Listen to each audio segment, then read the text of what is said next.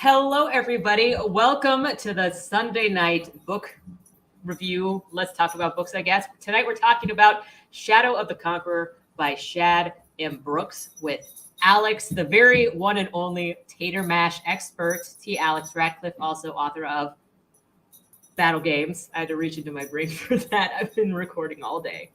I am your host, Ian Kirkpatrick, author, idiot, loin streamer. Is there anything else that you would like to say for yourself, Alex? Yes. Well, you see, I got my job with the Tater Mash Corporation when they found me in the alley out back, and I was drinking their competitor and swearing, and then they offered me free booze, and that was really all it took to bring me on. So The free booze. the free booze. It feels like a good decision to give whoever the engineer of the plant just free alcohol as he's managing the machines. I haven't seen any horror stories about people falling into machines. We have a minimum blood alcohol content here at the factory.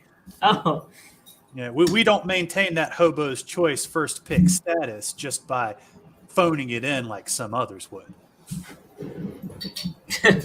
who is Tater Mash's biggest competition? We have a competition from an American distillery called Grain Swill. Great. That sounds so gross. See, we fought real hard to get our place on the second from the bottom shelf. So when the hobos come crawling into the ABC stores, they don't reach straight across. They reach up, feeling like they've got some hope left in this world, and grab that cheap plastic bottle. Okay. Oh, okay. So to get into it, you guys, we're going to kind of do very low-key synopsis as we go to give us railings for what we're going to talk about. We may or may not talk about the exposition. We'll probably briefly talk about the exposition because... but I want to expound on the exposition because I've got so much to say. We're going to exposit on the exposition. As someone who is trained as an engineer, I have some comments. Oh my gosh, there was that whole section. I totally blocked it out too when you got to it. We're making your comments on the mathematics stuff. I was like, none of this means anything to me. I don't know if normal people that read fantasy, because you read fantasy more than I do. I don't know, is fantasy more typically your genre? My genre is just whatever catches my attention that week. I have really no stringent criteria for what I read. I'll browse through my Twitter feed since I have so many authors on there. I'll see who's commenting, or I'll browse Amazon and something comes up like, oh, that looks like a cool thing. I'll read that.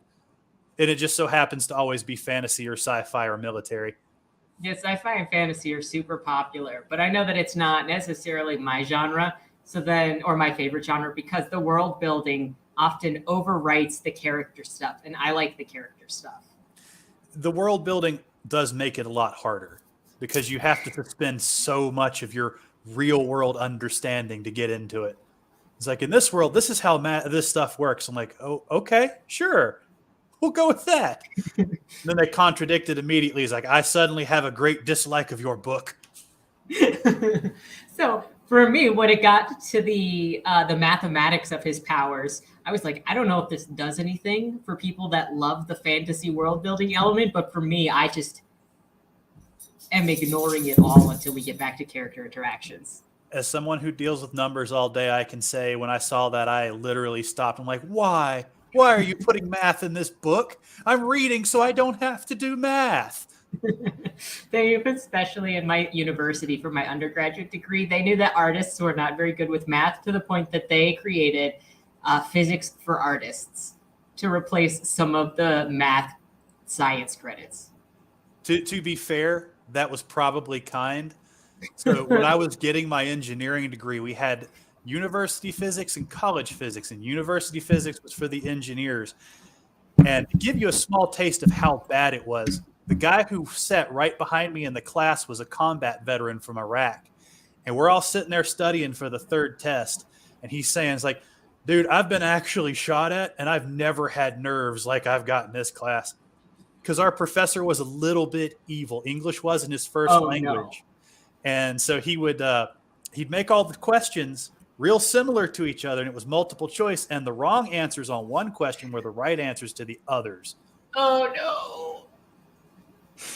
I don't know why you would do that. Oh, no, it got worse because all the equations you learned throughout the class, you wouldn't use them exactly. You had to use them to make the equation to solve the problem.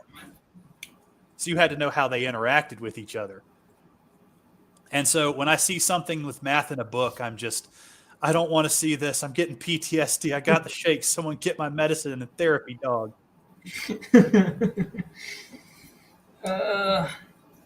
Well, okay, we'll get to that in a second. Before, I'm going to jump into the synopsis, and feel free to interject whenever you feel like it. Okay.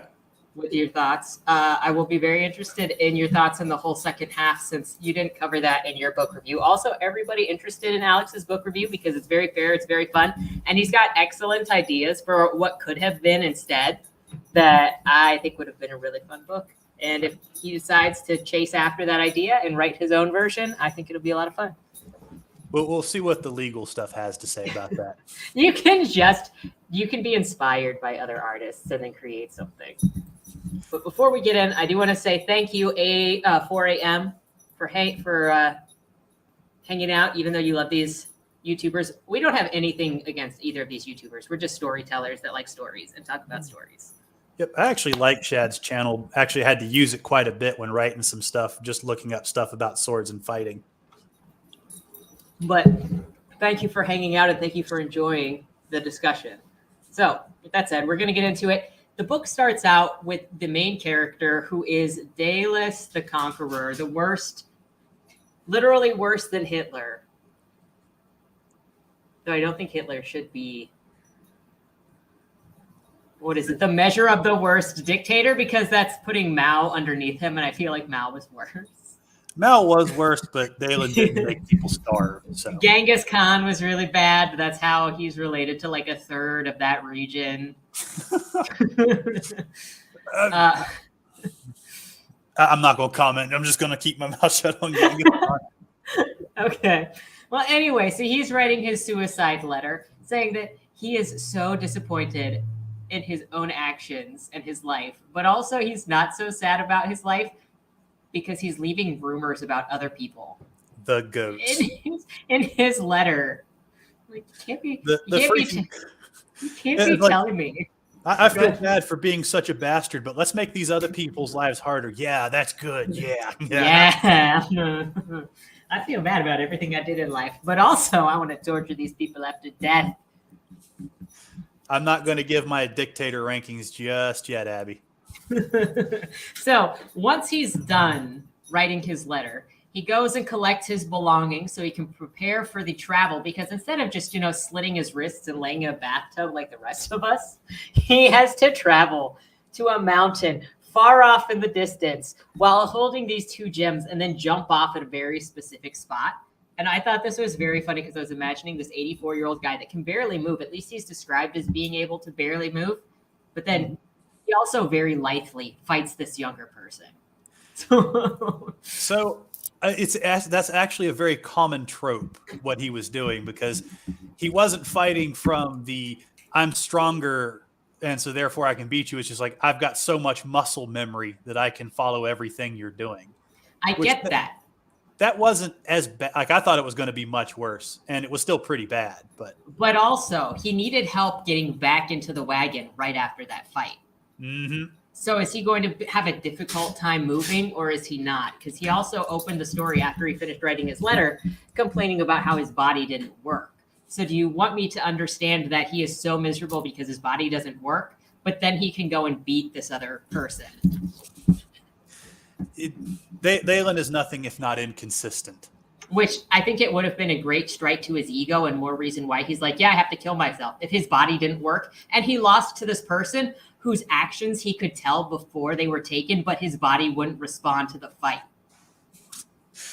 But that would have been a good way for him to die. If he was so wanted to die, why not just challenge somebody to a duel? He obviously had the acid tongue to piss off somebody capable enough to kill him. Dude, he's like, I'm afraid to go to town because they'll recognize me and then they'll want to kill me. So go to town. It didn't stop him from running his mouth about how great the former Conqueror was and all the good stuff he built for everybody.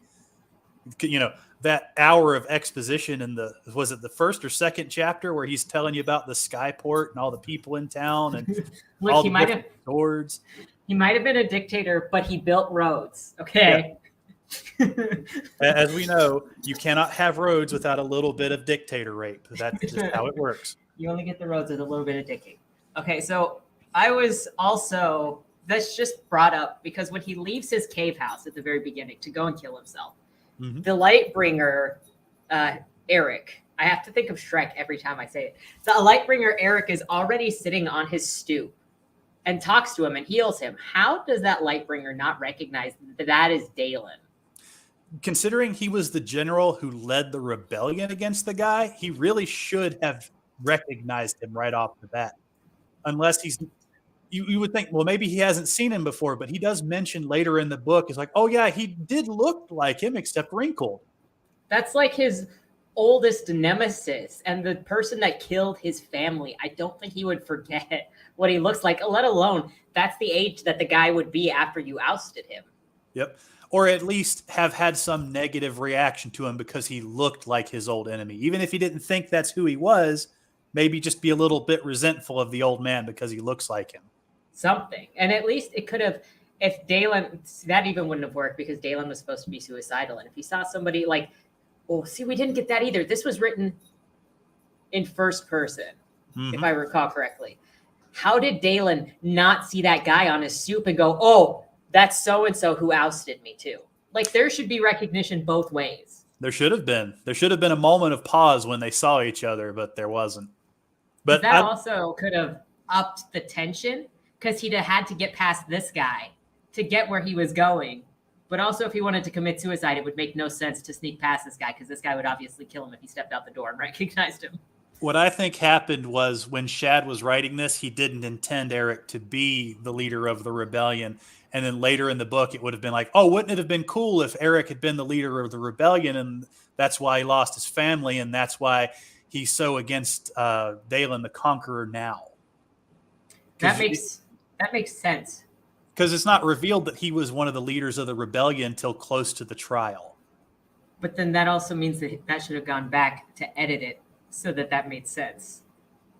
What's the worst part of the book? The part where they're jerry-rigging this skyship and Dalen goes into this long-winded explanation about how the ship works and the math behind it and the physics. And, oh, you can't move Darkstone unless you shine enough light on it, but too little light and blah, blah, blah, blah, blah. It goes on for 15. I have the audiobook on 1.2 speed, and it still took 15 minutes to get through him jerry-rigging this skyship. And I'm just banging my head against the table going, just get to the action, anything else. Make somebody die or rip off someone else's genitalia. I don't care. I'm tired of you fixing this damn boat. I totally zoned out on that whole part of I can't pay attention to this. It's all nonsense. It's like if I'm sitting here reading a foreign language, I just got nothing out of it. So I understand that Shad's full-time job is he's an engineer. And when I say engineers kind of micromanage and get really detail heavy, because I try to avoid that myself because I know it's a problem. Because I grew up with my mom's a CPA and she had to do work for accountants or for engineers, and her biggest complaint is they always try to micromanage. They always want to know this detail and that detail. So I'm like, okay, if I'm going to write and I've been trained as an engineer, I need to learn to let some things go, let people be a bit more imaginative. But I don't think anybody gave Shad that advice. My dad was an engineer and he was very detail oriented. And I know a couple other engineers that are just like very anal retentive about details. And when I try to go, it doesn't need to be that specific. They're like, yes, it does. It does need to be that specific. Maybe we should continue our recap because we're getting questions about stuff later in the book, and I'd like to cover those when we get to them. The dick ripping. We're gonna go. So he gets to the mountain, and then he shimmies himself all the way to this special plateau, which I definitely imagined him sitting on this really steep slope and then like dragging himself across like a dog dragging across the carpet to make sure he didn't fall off the mountain because he had to get to the exact right spot without accidentally killing himself. And then he jumped off with the 2 stones in his hands. When he woke up, he was 17 again. And He was Zac Efron. He immediately notices his superpowers. He has superpowers for no apparent reason. He just started Game Plus mode, my man. And so then the next couple of chapters are just him messing around with his powers, blowing off his leg, jumping in the sky, checking all of the different places that he can put a bond that is not R-rated. He never did R-rated bonding. And That's the most unbelievable part. This is a guy who's 17 again, and the first place he didn't put all 4 of these bonds was the one place every guy would put all 4 of these bonds. It's like, I just want to see what's going to happen. Is it going to glow? Is it going to spin? I don't know. Is it going to glow? But he just tests out all of his powers to see how far he can push the limit and how fast he can run. And in case you guys don't know, the bond thing, the best way that I have to describe it is when it comes to Dalen's superpowers, he can have 4 thoughts at a time. And so if he puts his first thought on, I want to run fast, then he'll run twice as fast. If he says, I want to run fast and also run fast, then he gets times 4. Then if he says, I want to run faster and faster and faster, that's 3 thoughts on the running fast. So now it's times 8. And then if he thinks he wants to run fast times 4, then that's 16 times fast. So it's literally just him putting his mental thought into where he wants more powers. So this is something I really, really want to comment on because it annoyed me, because he states specifically, no other context, that he's binding light to his body parts, and then proceeds to bind light to a bunch of stuff that are not body parts, because fortitude is not a body part. Speed is not a body part. You can apply, like, legs are a body part, arms are a body part. If you're wanting to run faster and you apply it to your legs, that's not going to apply to your arms. So you can run faster but can't fight faster. If you're going to be technical, be technical. Don't say it applies to my body parts and then be vague about what body parts. Especially, and I want to spoil this, the skill with the sword bull crap he pulls at the end of the book. Whereas, like, I figured out the hack to beat everybody. I'm just going to apply my bonds to my skill with the sword. It's like, that's not a freaking body part. Tell me the muscle that's skill with the sword muscle. Just muscle memory. He just put it in his brain. He does that too later, is with apply them all to his intelligence. Yep. And he just learns whatever move he needs to at any given time. Every single time. He's never at a disadvantage because all he has to do technically is think really hard. And then he gets the magic power to just fix whatever it is. See, this would have been so much better had he had to depend, like when he eventually does get to Eric, he had to depend on Eric to learn how to use his powers. And until that point, it was doing nothing but causing him problems and pain. Mm-hmm. Like he couldn't help but draw on the light and it would randomly go to different body parts. So he was having trouble controlling himself. Like he would trip himself up, or like one eye was seeing real far off and the other one was real close. He was getting sick all the time. Mm-hmm. Give him a reason to need Eric around other than, cheerleader. Yeah, and I would have liked that too with the powers. If he didn't realize that putting this extra thought into any of these areas actually then took resources from other places. Mm-hmm. So then, he put 4 bonds into running really fast and then jumping and then being able to land. But now he can't really see because the power going to his mind, or going from his eyes to his other parts, to make up for the demand on his body. I'm reminded of a quest from Morrowind where you have to help this guy get his boots back, and they're called the Boots of Blinding Speed. And they increase your speed by 1,000, but they make you blind so you can't see anything. So you can put them on and run real fast, but you can't stop. You can't see what's in front of you. I'm sorry. I get people off on tangents. No, you're good. So the other weird thing with his appearance, because I just have to say it, is not only is he 17 in the face, but it also specifically mentions he's like 34-year-old body, because he wanted to have his most trained muscles. So it was like somehow the stones and the magic made him peak physical army physique, but with the face of a child, which was an odd combination for me. That is really weird, because And nobody ever comments on the fact, like, why is he so bulky but still looks like he's 17? Because I'm Yeah, sure you've seen a 17-year-old, even one that spends all their time in the gym, you can still kind of tell they're a teenager. They got that weird gangle to them.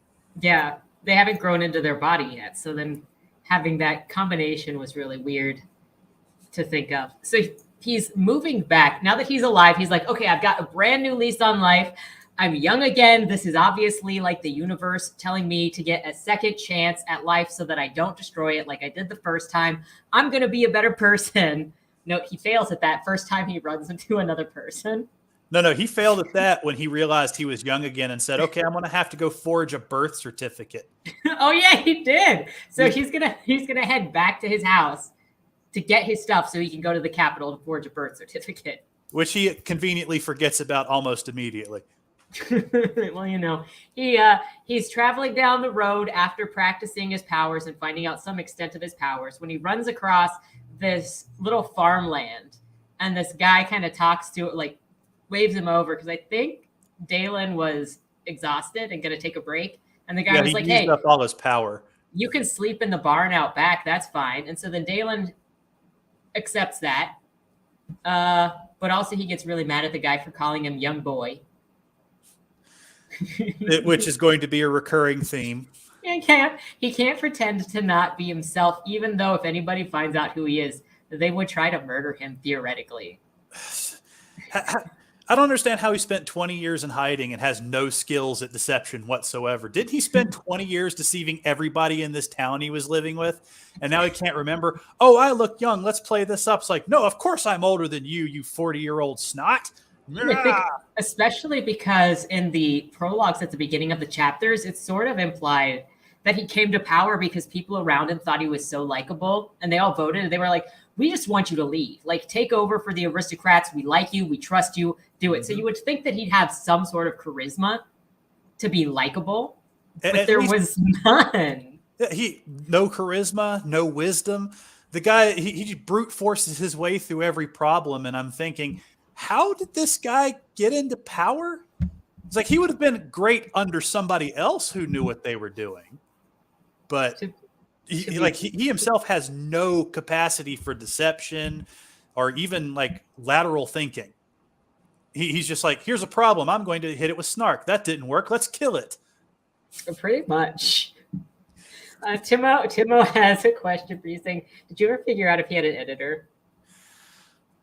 I'm assuming he had an editor, at least maybe a proofreader, if not maybe a line editor.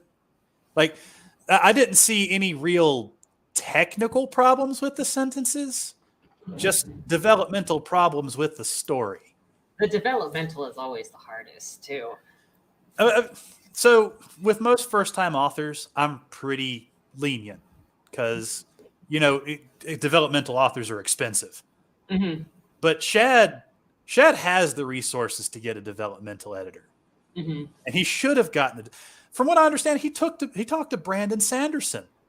How do you have that resource and not be like, hey, do you know a developmental editor I could use or somebody who might be able to help me form my story? But that just makes me mad. I wish I had the money for a developmental editor. It's one of those things. So after he spends the night in the barn, I think it's after he takes a nap. He's invited in to come and have food with the family that's there. And it's there that we learn about this religion that never ever comes up again. So I didn't really understand the point of it, but it's like basically the worship of women because everything comes from women, life comes from women. So I think I understood the point of it because I was listening to it real close, and the first thing he does is comment on how fat the head woman is and how fat one of her daughters are, and the other one's skinny, but she's got a real thick neck. I think Shad just doesn't like fat people. It felt like something's put in there specifically for politics, but I know that the way that I read, I just try to read stuff within the confines of the story. Mm-hmm. And there was no purpose within the story for the matronology. Was it matronology or was it something else? It was matronology. Okay. And there could have been opportunities when they got to the towns later in the story for that to come up again somewhere, unless it's just in this small rural area where that is very specific. Well, in this, he wanted it to be a series, so maybe he should have spent more time on like exploring the world building and him developing his powers more slowly. And instead of having one book where he goes from getting his powers to the trial, break it into smaller books where he's on his way back. And maybe at the start of the second book, he meets Eric again after he's had to struggle with his powers on his way back home. Because he did travel basically to the other side of the planet. He did. Well, planet, a hunk of rock floating in odd space. Because the world's not a planet. It's just a big floating continent in this thing where if you fall all the way to the bottom, you come out of the top again. Oh, is it flat earther? It's weird. And I noticed other people who read this had this problem. So the way his world is set up, it's one giant continent suspended in the air. And if you go too far in any direction, you simply come back out the other side, unless you're holding light sunstone or darkstone, in which case those will poison you and kill you. But it's not touching the ground, and the sun exists outside the space, so you can never get to the sun because he spends a lot of time going over the physics of the world. And I'm like, okay, this raises some questions like, where does water come from? Like, do they even drink water? I don't think they mentioned once ever drinking. And then it's daytime all the time until night falls and then the shade come. And they measure time by that thing falling from the upper sky to the lower sky again because it takes almost 24 hours. I can see by the look on your face, none of it sunk in. No. It was like I said, there was so much world building. I just checked out of it because none of it made any sense to me. He did not do a good job of explaining it because they don't have days. They have falls because there's this one island, I think, out in the distance that continues to fall perpetually. And that's how they measure how long their days are. It's like when it's at the top, they call it high fall. And when it's at the bottom, it's low fall. Mm-hmm. And I'm like, okay, this is hard for me to understand. And I understood all the words in that explanation. And so I'm like, one of my first notes is that the physics of this world are so screwed up. I get it was an ambitious idea. It could have been really cool if implemented a little better. But the idea of having perpetual day is just, he was going for the George R.R. Martin thing with the long winter versus the long summer, I think. Look, you can make it work because Empress Teresa did that. Well, Empress Teresa. But Empress Teresa also messed up all of the crops and the entire universe by the way that she moved planets around and then made eternal day and eternal summer. So, and she had to pay for it. So like, it didn't just work. So just a note, if you are an engineer or have any kind of scientific training, light touch on your book, like real lightest of touch. If it takes more than a page to explain, probably best to leave that out of your world. You want a light touch. Like putting mayo on a sandwich. You don't want globulence. You want a nice thin spread. So they finish dinner and Dalen is going to go back off and continue his journey. When he leaves, they're like, let us give you this sword, even though you've been rude at dinner this entire time. We really like you for some reason, and we don't think that a young man like you should be traveling around without a weapon. So let us give you one of our fine weapons from our poor, humble house. So he takes that weapon, and as he's leaving, the young son of the house chases after him and says, please take me with you. I don't want to stay here with my family. And Dalen yells at the child to respect his parents and go back inside. For a guy who's supposed to have been such a great leader, he could have handled this one guy a little better. He could have made that kid his minion. He could, which is weird because later he does make somebody his minion. It would have made a lot of sense if he was like, yeah, okay, whatever, just do whatever I tell you and you could come. And then he just goes. I would have thought that Dalen would have been more of the mind of like, I don't care what you do, but your parents are going to be pissed, and just let the kid follow around. Don't bother to help him. Yep. And he could have also done so much better than respect your parents. Number one, obviously Dalen doesn't respect parents. But he killed his parents. He could have been like, yeah, you could come along and you're probably going to die and never see your mom again. You still want to come? Because if somebody attacks you, I'm going to let them attack you and just leave you behind. Any duel challenges you have to meet first. Uh-huh. No weak tag-alongs here. If it becomes something between you and I, you get to die. Yeah, you can march in front, Operation Meat Shield. There you go. He could even call him Meat Shield. He could call him a super demeaning name the whole time. I really wish he would have leaned into the evil aspect of Dalen because it would have made the book so much more fun. Ruth says, does any reader like Dalen? Serious question. I haven't seen a review that liked Dalen. I have seen a couple of reviews that were like, I really feel for Dalen. Then I would want to avoid those people and keep them out of my family. But there have been some that have said they felt empathetic, specifically with Dalen. I can tell they were trying to get empathy for Dalen, but his attitude is such a problem. That's what kills it. So as he, go ahead. Just to say, he's just, aside from being kind of rude, just a lot of rude all the time, he's just condescending to everyone. Mm-hmm. And if somebody had been able to volley that back, and then he was like, you know what, I kind of like you because you don't bow down to me and you don't fold. Like if the Lightbringer had been able to do that for him, mm-hmm. I could actually see why he would keep the Lightbringer around, because constantly throughout he's like, well, if somebody can be better than me, then I'll take it. The Lightbringer should have been allowed to be as good as Dalen. Nobody's allowed to be as good as Dalen, and his first response when somebody comes close is immediate violence. Yep. He continues on his path forward, and he gets back to his house where he had left before. And Eric is still sitting on the steps and sees this young man coming and starts questioning him as to why he's here. It's this. Oh, wait. Hey, they haven't learned that this is Dalen's house yet. No. They said that this is my dad's house, and I've come after he died. And actually, I think it was Eric was waiting there because the light told him he was going to show up. Mm-hmm. And he's like, but I saw you naked with all these scars. I'm like, why was that necessary? Because he got to show off his body. They go inside, and then the guy from the village that had initially driven Dalen to the mountain at the beginning of the novel comes running in because he had learned. Why did he come in? Was it because he learned that was Dalen? No. So I think during the ride, Dalen gave him a whole bunch of cash. Mm-hmm. And I think the guy was just being... So he makes it a point to say that this particular farmer doesn't like Dalen. But I noticed he showed an awful lot of care about, making sure he got in and out of the truck. He didn't want to fight him. He was trying to be real nice to him. And so I'm thinking like maybe he's just doing the small town things like, hey, let's make sure everything's off, that his house is okay. And he probably just ran into the note. It doesn't go into why he was in the house. But I think it was just the small town farmer thing. It's like, we're just going to make sure this old guy who lives on the outside of town and fixes all the kids' toys is doing okay.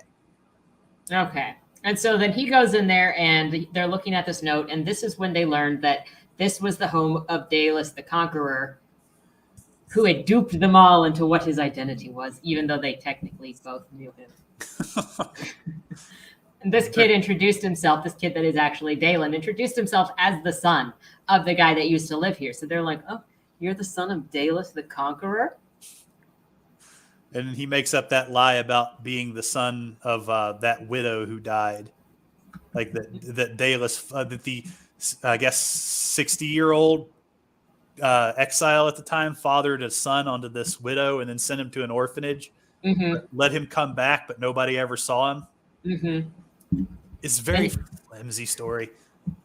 But they believe it. And then he starts knowingly going through all of the stuff in the house to recollect his old armor and his old weapon that is basically blood bonded to only Dallas the Conqueror. But he comes up with this story that says, well, because I'm his son, I can also use that sword. Don't worry about it. It doesn't matter that it's magically bonded to the Dallas the Conqueror. Because he's dead, it got passed on to me. Well, it was could possibly go to his firstborn son. He's the apparent firstborn son of the notorious rapist who's been raping people for 40 years, and he's supposedly 17. How that works, I don't know. He adds more reason behind it, but the reason just makes it worse. I feel like because there's Blackheart later is like almost 40. Yeah. It's like, so apparently Daedalus ruled for like 30 years or something. It's not really specific on how long he was on the throne, and yet he's got all these kids all around the world. It's like, how did somebody should have been able to pick up who Dalen was just because of the number of bastards that he left? There was also a little bit way too much talking from Dalen to Eric about his father's dick. That stood out to me in that scene as well. Well, that should have raised some questions right there. There might be a reason he was living in that orphanage. Yeah, Child Protective Services came. We know that Daedalus was not above that. Well, we know he's not above that with young girls. We hadn't mentioned anything about young boys. I don't know why he would get the benefit out of the doubt after everything he did, though. I mean, he won't give himself the benefit of the doubt, so why should we? Yup. So after he's gotten his things together, now Dalen wants to make his journey over to the capital so that he can get his birth certificate so that he can start living. Eric is like, I'm going to go with you because the light tells me that I should come with you and have a positive influence on your life. And that's pretty much it. I don't know why Dalen is like, yeah, sure, whatever, because he's got more to hide from this guy than anything. Not that he's trying. He's putting on his old clothes. He's wearing what's supposed to be his father's old armor, carrying around his father's old sword, talking like his father, finding all his hiding places, telling him where all the food is in this house he's apparently never been in. At this point, we're 1/5 of the way into the book, and we don't have any direction for where this story is going. With it being like, what, 600 something pages? I had the audio book, so... That's like 130 pages into this book that we've got no direction for. No, I think this is like chapter 4, actually. Chapter 7. I've got it in my notes. Okay. So this is when we actually switch. Chapter 8 is when we get our first step into Lyra and Cusick. I hate Lyra. I hate Lyra. She's so inconsistent. Is that the only reason you hate her? Well, so Lyra is, as a character, was one of Daedalus's concubines that he would have for a month and then kick out. And I say concubine is about the nicest word I can pick for that. And he made all sorts of women do all sorts of depraved stuff. But at this point, she's in her 40s and she's an Arknight. But she's so traumatized by what happened to her 26 years ago that any mention of sex or any sexy things coming towards her gives her just shock. Panic attack. But she gets over it so fast, and then she starts making fun of Cusick, who's her partner. And I like Cusick because he just does what feels natural to him. He's not a very smart character, but he's at least a funny character, I think. Mm-hmm. But Lyra's she goes from being mean to just taunting Cusick. So like Cusick will ask her, and Cusick was really hard to figure out at first because it talks about his culture later in one of the many info dumps. And his culture is based around restraint. That's why they all walk around naked, is to not only tempt each other, but to demonstrate that they have great mental fortitude and can control their faces and their desires. And so he thinks anytime Lyra asks him something he doesn't understand, he thinks it's about sex because in his culture, that's what it is. But she'll taunt him about his culture, but then she'll get mad about it when he asks about sex, but then taunt him because he's backwards. And it's like, I'm not sure why these two are together. Did it feel like it was making like a sitcom or fun of the situation with them for you? Kind of. All their interactions are kind of cringy. So Lyra will ask Cusick something he doesn't understand, and he'll respond and like, well, I'm not sure. Are you asking me about this because you want the sex? And then she explodes and gets mad at him and then taunts him for eating food with his bare hands. And it's actually felt really abusive to me between both of them. Mm-hmm. And I'm not sure why they're together. I didn't really understand why they were paired together either. It felt like a very unethical thing for the Arc Knights to do if they knew what Lyra's past was, and then to pair her with probably the worst partner that she could have possibly had. Mm-hmm. Especially on their first meeting when he shows up naked and they know that she has problems with sex stuff. Yeah. It's like, does this organization not screen people at all? I would say apparently this organization is entirely unethical when in the ending of the book anyway, they pair Lyra to be the babysitter of her rapist. Oh, that just bodes well for any future books. David's certainly not going to reoffend now that he's part of a corrupt organization. Well, it's okay. Lyra's not 14 anymore. No, but she's still a lot younger than he is. And we know how Dalen is about them young women. Not that he can't get them now that he's 17 with the 34-year-old body. And an 84-year-old mind, he's going to go and get those 17-year-old girls and get 84-year-old man. I honestly, they could have left Lyra and Cusack out until they catch up with them. Yeah, I think so too. And in case it's not obvious for the chat, because we kind of didn't really introduce what Cusack and Lyra are, they're these members of this association called the Arc Knights, where it's basically like the magic police. And people that have these special abilities typically are supposed to have gotten them in a specific way. And if you have special abilities like Dalen developed, then you're supposed to be in the Arc Knights and then use those to protect other people. Mm-hmm. And so then they've discovered or heard about Dalen. Oh, did I accidentally skip him killing the hobo, or is that later? We skipped the hobo murder. Oh, no, we didn't, because he does the hobo murder before he gets back home, doesn't he? Yes, he does. Okay, so let me finish with these guys, and then we can go back to the hobo murder. So he was on his travel from Death Mountain, Suicide Mountain, back home. Dalen stopped in this town where he was sleeping in an alleyway, and a couple of hobos came over and tried to mug him. And then Dalen decapitated them and murdered them very brutally. He did. So he first knocked the weapon from their hand, then cut their hands off, then proceeded to dissect them slice by slice, finally ending in their decapitation where he pins their head to a wall with the knife that they were trying to kill him with. But he's being a better person than he was in his previous life. Well, that's demonstrated by the fact he breaks down in tears the moment he vivisects this other human. Then he hears the cops coming and he's like, oh shit, no more time to cry. And then he runs away from the crime scene. I want to take responsibility for my crimes, but not like this. I'm not ready yet.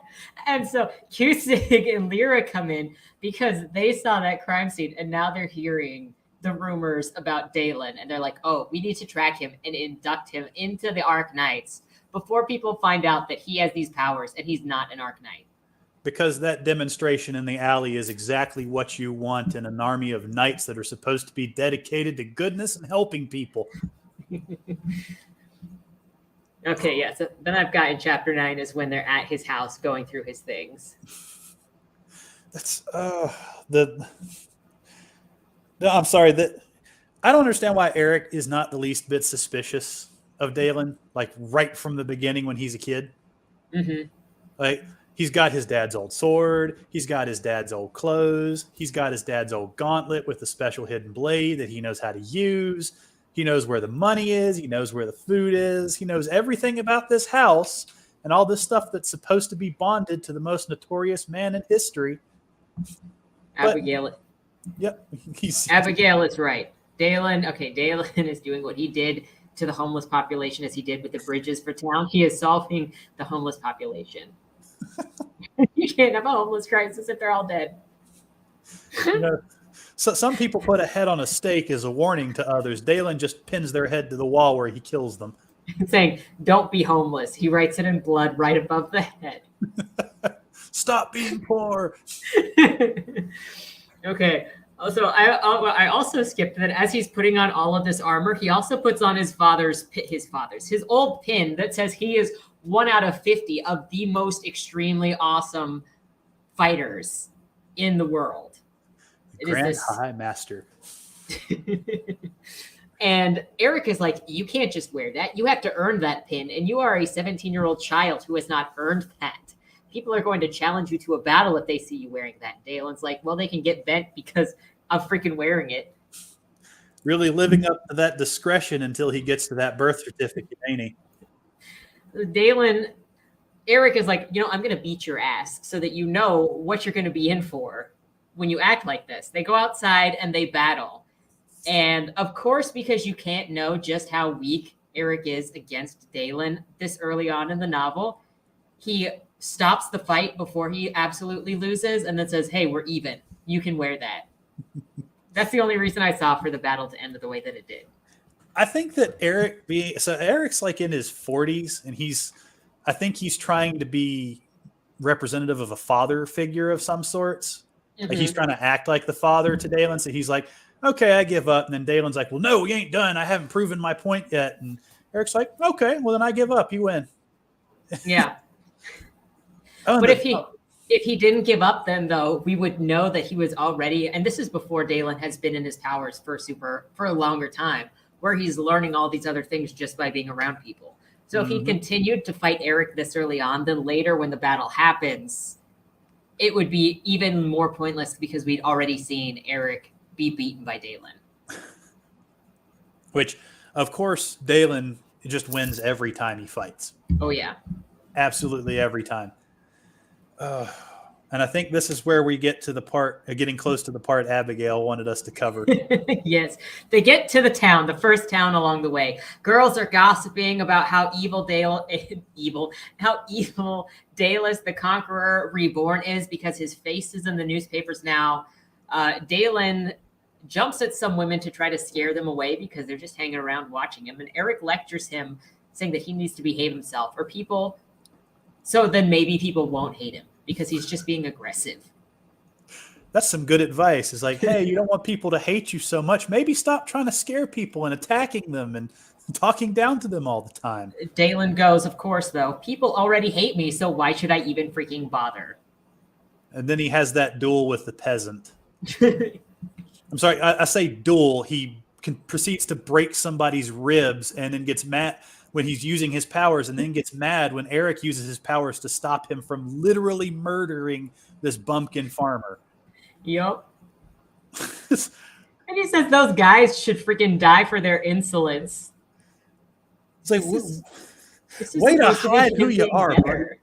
Just fantastic incognito mode. I'm going to walk down the street dressed as fantasy Hitler with his sword and gauntlet and start beating people up. Look, as far as I'm concerned, Eric should have been like, okay, this kid, obviously evil runs in his family's blood because he grew up away from his father, and he's literally just like his father. There's no other excuse. The genes are strong in that family. There's more arguing between the two of them about Dalen being an entitled brat. And Eric asks Dalen how he got his Lightbringer powers and how he's so special. Dalen's like, I'm not freaking telling you. I don't owe you anything. Oh my God. We thought Lightina Divination was going to be a special person because she had a special name. Yeah, there's a lot of named characters in this book that aren't important. Go ahead. I was going to say, everybody on the matronology farm, they all got names, which leads you to believe they're going to be important, and then he just leaves. You never hear from him again. He goes into so much description about so many of these characters. Like, I remember at one point they're watching this woman duel, and he's going into explaining like all the aspects of her outfit and the sword that she has down to the hilt and all of that. And I'm like, okay, is she going to be an important character? No.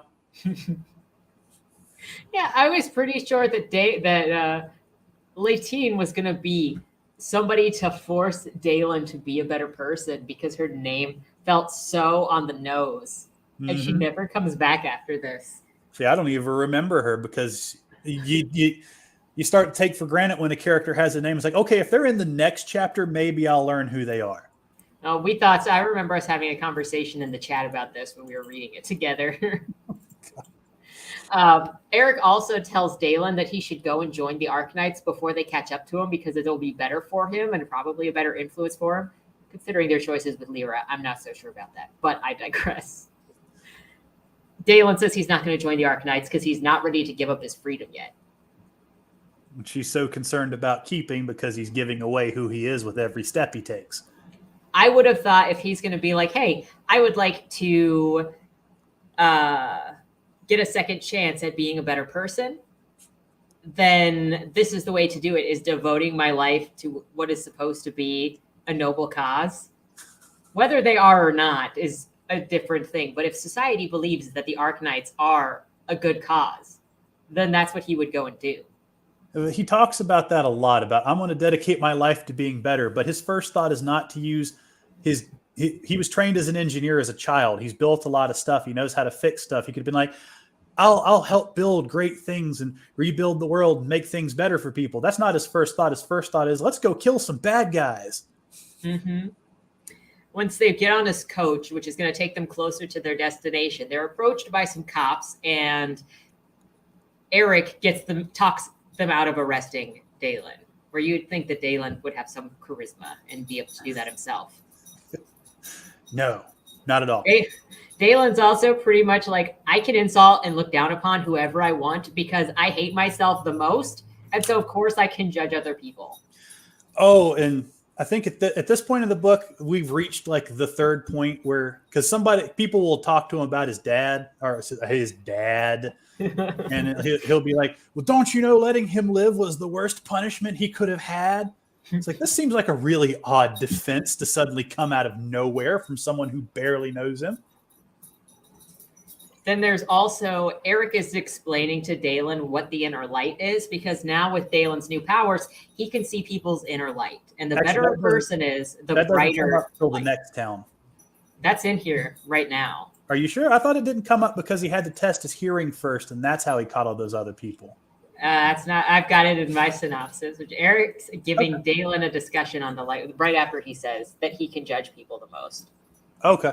Also, it turns out that Dalen had more light and is a better person than average.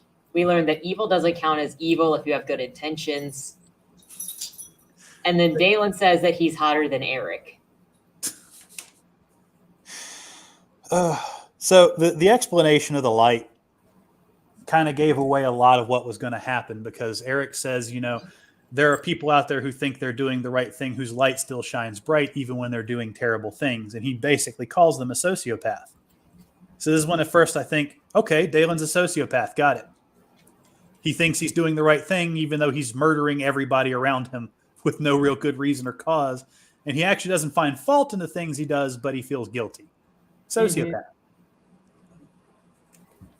We go back over to Lyra and Kusig as they travel, getting closer to Dalen's old house. That's where they're on their way to.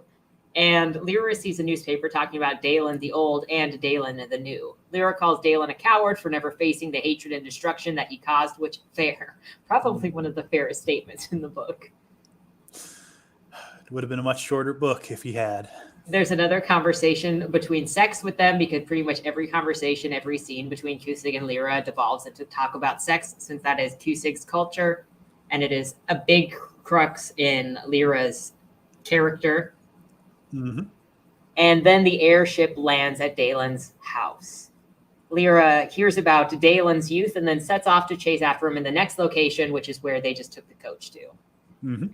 At the start of the next chapter, we learn after Dalen killed a bunch of aristocrats, the plebs asked him to rule, and this is how he came into power. Again, I want to state that past Dalen's story would have been so much better if we had just covered where he had to fight that first war and then had to fight the aristocrats, and how he came by degrees to corruption, because that's what these little prologues feel like. His story of how he went from being a good guy, he had his own family, he was a good soldier, to becoming this horrible, despotic tyrant. We're almost to the dick ripping, Abigail. We're finally in the town. I'm deliberately making it take as long as possible just to keep Abby in suspense. They're walking down the street when they're approached by some people that think that they recognize Dalen, and he calls them stupid and says, no, I'm his son. I'm not the Conqueror. He's gaslighting hardcore. Mm-hmm. Then they run into a couple of people who are called Donists that all support Daelis the Conqueror and what his reign again. How did that make sense? He's so stuck up his own butt about all the good things that he says he did, but he hates all these people who say he did good things. Yeah, I didn't understand that at all.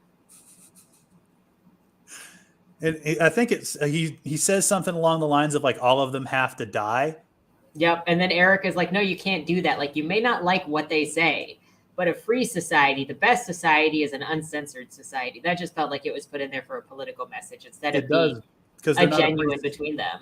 Well, they're not a free society. They have slavery. That too. No, because Dalen outlawed slavery, or at least child slavery. No, he outlawed being born into slavery. Oh, But okay. people, if you commit a crime, you still become a slave, and you can sell yourself into slavery. They had the Okay. iron collars for the criminals, and then you had the copper collars for the non-criminals. Okay. So now Dalen and Eric are kind of wandering around for a while, and then they sit down at a cafe because Eric has a cafe in this town that he likes. And even though he can use his magical powers to basically just turn light into food, he's also like, I like to make sure I patronize businesses in areas I like for the economy. And so we're going to go get food at this cafe. No. The economy, that's something we need to touch on, because Eric is a counterfeiter. Every Eric- time he needs money, he just manifests it out of the air and gives it to people. Mm. This is counterfeiting. This is not going to help Dalen not become a recidivist. It's like, oh, let's lecture Dalen about doing things right. Oh, here's a fare for first class. Have a gold coin. Keep the change. Driving up inflation. Well, and at any point in time, Eric can turn whatever he's made from light back into nothing. No, I think he's only got a short amount of time to do that.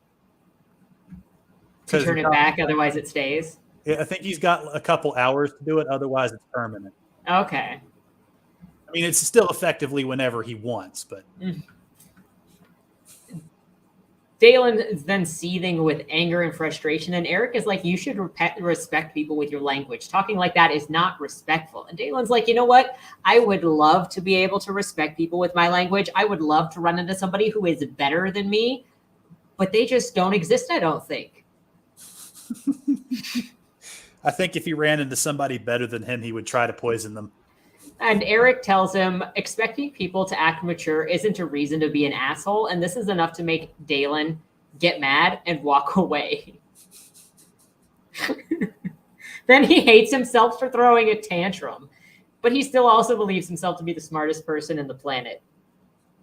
So as a guy who's made it to almost 40, I have to say, as you get older as a guy, you stop having this temper tantrum mentality. You start getting to where it's just too exhausting to fight like that. Dalen shows none of this progression. For someone who's lived alone for 20 years, he doesn't seem to have this whole, it's just not worth it to fight. He picks every minuscule battle he can. Now, Dalen is walking around on his own. He runs into more Daunists that are like, Dalus is amazing. He screams at those Daunists that Dalus is the worst and they shouldn't be praising him. He's approached by a couple other people from like a Sunforger guild, and they want to see his sword. He draws out his sword in a very threatening like manner, and then he's surprised that a group of people have started surrounding them and are talking around them and gossiping around them. And so then he puts his bonds into his hearing, so he can hear better what everybody is gossiping about. But then also he hears in the distance, like 3 miles away, some woman screaming desperately that somebody just jumped out a window and died. And he is like, oh no, if I had been paying better attention to my surroundings and not listening to this gossip and so full of myself, then I could have saved that person's life. That's my fault. So then he starts listening further and putting his bonds on there to hear more stuff because he's like, I got to do good. And this is when he hears a young woman being sexually assaulted and he flies into action. And this is when he breaks down a wall like the Kool-Aid Man, because that's all that I can imagine. Oh, yeah. He grabs this guy off, this young lady, and rips his dick off and then throws the guy out the window. Well, first he makes eye contact before he rips the guy's dick off, just to really drive the point home. You're going to watch as I castrate you. Look me in the eye. I'm about to literally emasculate you.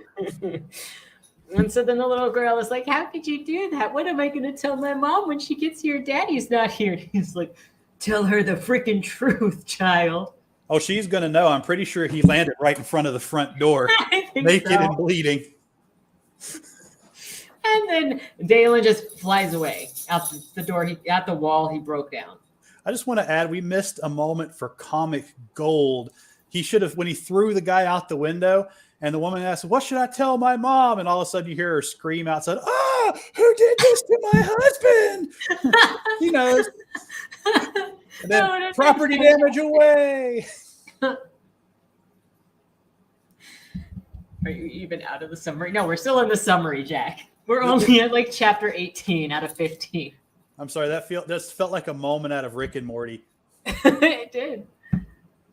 So after this, Dalen is kind of just going around looking for all of the possible danger that he can find at all in this town before he returns to where he left Eric at the cafe, because apparently Eric has also just been sitting at the cafe the whole time Dalen has been crime fighting.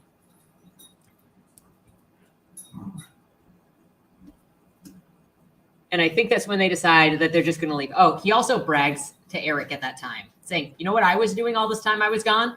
I was defeating evil. Defeating. He should have known by the plumes of smoke and smashed in roofs of Dalen running around the town killing hobos. And Eric is like, what do you mean that you were defeating evil? And so Dalen goes into, he was killing people. He was stopping rapists. He was killing rapists. And Eric is just like, I'm kind of concerned at how much of an easy time you have with killing people. And Dalen's like, it's not easy for me to kill people. I just can live with it, unlike other people. So it's better that I kill them, because at least I don't feel that much guilt about killing people. It's not easy for me to kill people. Do you know how hard it was for me to kill those 6 rapists in the last hour? I had to stop for all of 2 seconds to cry with grief over how terrible of a person I am before stripping the roof off of another building to go catch another one. So Eric is like, you shouldn't just go off and kill people. Dalen says, I can do whatever I want. Black you, because that is an insult in this book. I hate the slang in this book. The slang in this book is so unnecessary.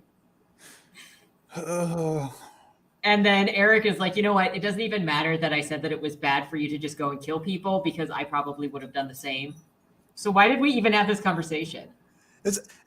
Eric would not have done the same. He has not demonstrated any of the same capacity to this point or after this point to just rip through a town killing all the criminals. But he has just enabled Dalen's behavior and said, well, it's fine. Perfect. They actually have a nice little long argument here about the legality of what he did.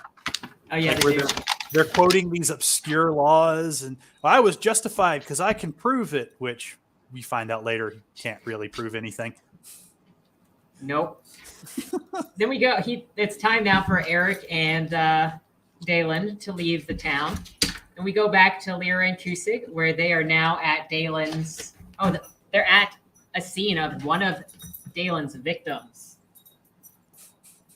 Apparently, they're too dumb to read the clues. Oh, yeah, because they get to the town that they just left.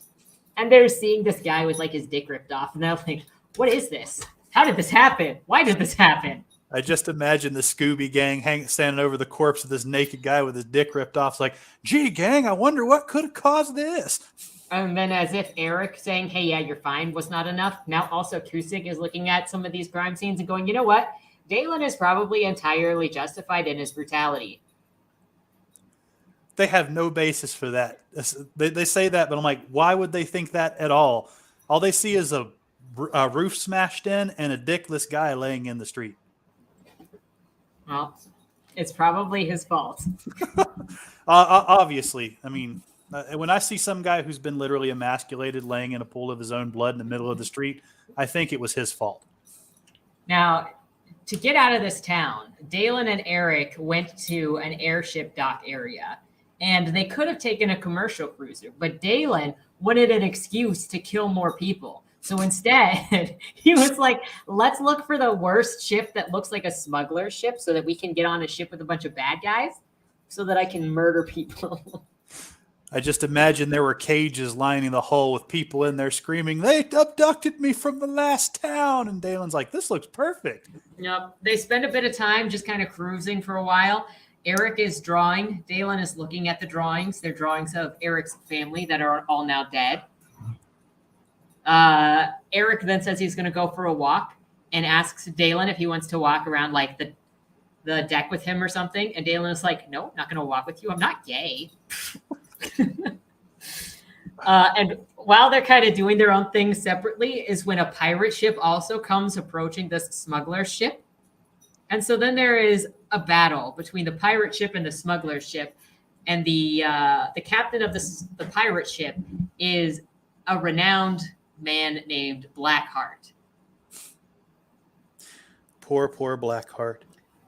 And for the most part, like, it's just a bunch of brutality because Dalen is literally hunting people down and putting their heads on pikes everywhere he goes. Mm-hmm. And until he gets down to just Blackheart. And then he's fighting Blackheart and just until he gets bored. I think it's actually he loses his patience when Blackheart calls him son or child or boy or something like that. He just said, you look like a 17-year-old, so whatever. He's like, you're just boy. And so then Dalen loses it and yells at Blackheart about how inferior he is, and then goes in for the kill. And just before he kills Blackheart, he says, I'm your father. No, he goes, I am Dalen the Conqueror. He doesn't learn about the father yet. He just tells him that he's Dalen the Conqueror. And then he proceeds to impale him on a broken bit of boat. Yes. It's like, so because they do have a conversation where Blackheart says, it's like, it's apparent that you're one of Daelus's bastards. Uh-huh. And it's like, I am too. And he's trying to talk to him. He's like, come on to my side. And then, when he reveals that he's Dalen the Conqueror, he proceeds to impale his son like Vlad the Impaler. And I don't know if you can still talk when you're impaled, but maybe tie up that loose end a little bit better. Like, during this whole thing, I'm thinking, okay, Eric has to really be getting suspicious now. He literally just killed a ship full of people and impaled their captain at the front of the ship. Nah. We still run around now going and collecting all of the girls that are in the cages below deck and killing any members of the smuggler team that we can find, except for this one named Terrain, because he's dirt. Yep. He becomes Dalen's new beating slave. They keep him alive. Dalen kind of beats him into submission, and anytime he talks back, he's like, I'm gonna freaking kill you. Because this is what guys do. They're gonna use this guy to track down Blackheart's hideout, where all the other pirates are, so they can go and kill those pirates, because Dalen's bloodlust is never satiated. This is also the portion, I think, of the book where we learn about how this ship works. Where he's doing the jerry-rigging? Yeah, because he's talking to Terrain and explaining it to Terrain, I thought. So I think it was that girl comes onto him. He turns her down. Then they got to do something to make the ship go faster. So Dalen starts diving into the mechanics. And I did the audiobook, and this is a 15-minute portion of them just explaining the particulars of how Darkstone works with Sunstone and the physics behind it and the math behind it and all the safety procedures they put into this fictional ship. And it prattles on and on. And he throws in math equations. Yes, he does. It sounds like Pete has some comments. Yeah, he just wants me to go grab his ball. So if I take off my headset in a second, it's to grab the ball just out of reach. That's fine. If you want to talk about the equations. I don't remember the equations personally, but we'll go into a bit of how he was explaining it. So Dalen basically, the way Darkstone works is it stays in the same place until its light has been shown upon it. They use this to move all their vehicles. So Dalen's down there screwing with all the security systems on this ship that's in the sky, just in case you were worried it was going to fall and everyone was going to die. And he spends a good maybe hour just tinkering with all the mechanics and explaining to his new beating slave how this is all going to work. And honestly, after about 10 minutes, you start to zone out. Yeah. But they get the ship rigged up. It's much faster now, and they proceed on to their destination. And about this point, I was just struggling to continue to pay attention. And Alex mentioned it briefly, but they also, when they go and save all of these girls, they're all basically underage. I think they're all under 18. And clearly, Dalen being one, heroic looking, saving them from their trafficker, 2, being their age, and 3, being buff, they're all smitten with him. And there is this one that confronts him in the captain's quarters, which Dalen has obviously claimed for himself, and throws herself at him because she doesn't want to go home because she's been raped and so she doesn't have value anymore. And she doesn't want to tell her parents what happened to her. And Dalen almost goes for it. Then he vomits. I think that's the only thing that stops him is he vomits. See, I like to think this is told from his perspective, so he's trying to make himself look better.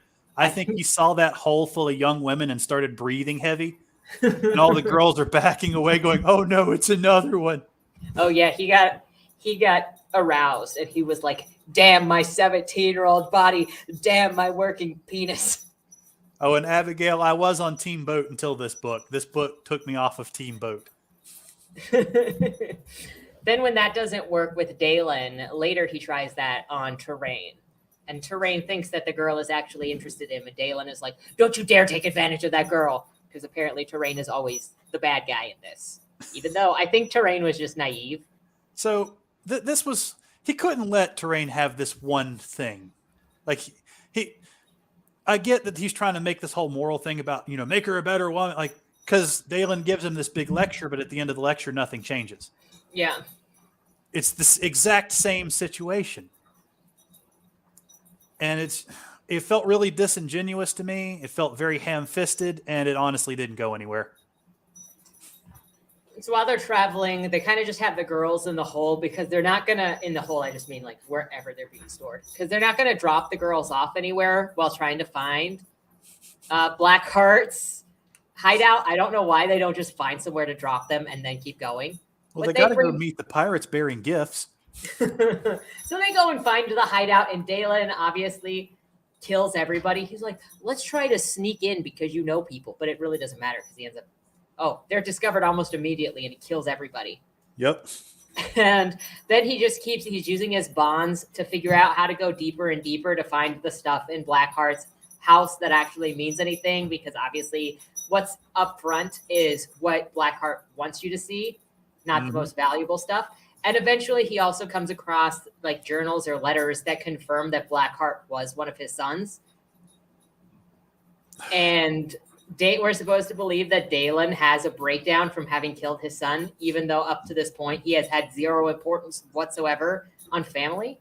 But he had in his flashbacks, he had importance on his first family. Like he said he died the day that they died. But true. He never does anything else later to demonstrate that he cares anything about family.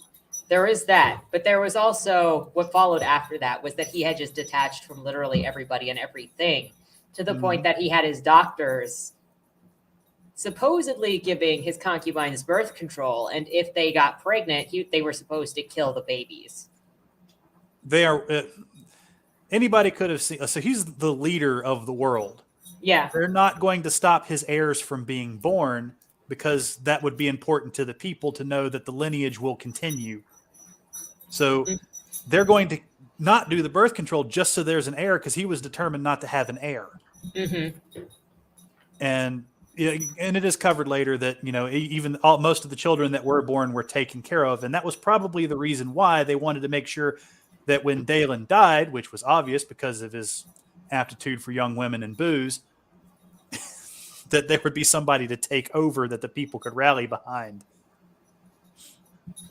But that's more politics, like in-world politics, not outer world politics, than this book really covers.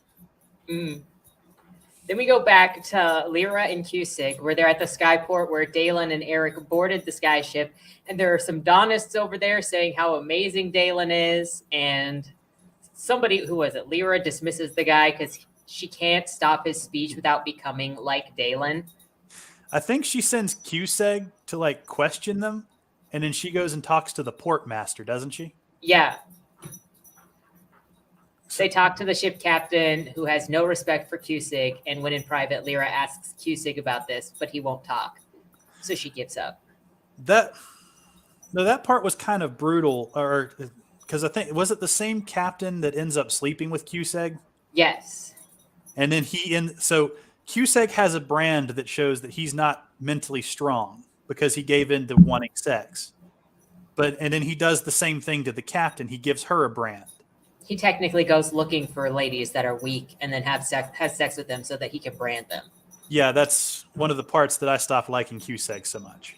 Yep. And he says that that's what he does. He's like, I even use my power as an Arc Knight to go around and enforce the rules of my culture. Yeah, this is not a world that's begging to be conquered at all. Going back to Dalen and Eric, Dalen is saying that he wants, oh, that's the pirate. I have to go through a bunch of chapters because I just smushed stuff together to get us done. That's fine. Oh, yeah, there's the mention of the meat market, which also never comes into play. Nope. That's something that shows up in Blackheart's journal, is these girls are going to be taken to the meat market, which also, considering Dalen has 2 goals before he joins the Arc Knights. He says, I want to stop sex trafficking in the capital. And what was the other one? Was it it was the Donists. He wants to stop the Donists. Which didn't make sense to me because I feel he could use them as a really good tool to impose his will. Well, especially also because the Donists weren't doing anything. They were just there. Until further on, when suddenly there's now this random ploy in the last 10 chapters where they're going to do a massive terrorist operation. That was not set up anywhere else in the book. No, that came out completely out of left field. I'm like, what are they talking? Why terrorist?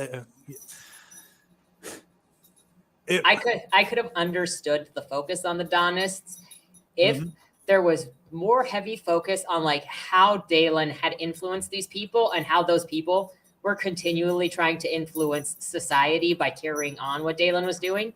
Mm-hmm. But in the times that we saw them, there was just a person standing on a soapbox talking. Yep. And then there was no building of that political intrigue into anything. It was just suddenly, oh, now I'm smelling this Donist and chasing down this Donist. Is this where Dalen learned he could smell emotions? No, that's further down. We're not there yet. We have to get to the terrorists.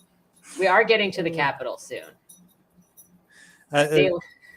So as I was reading, I was listening to this.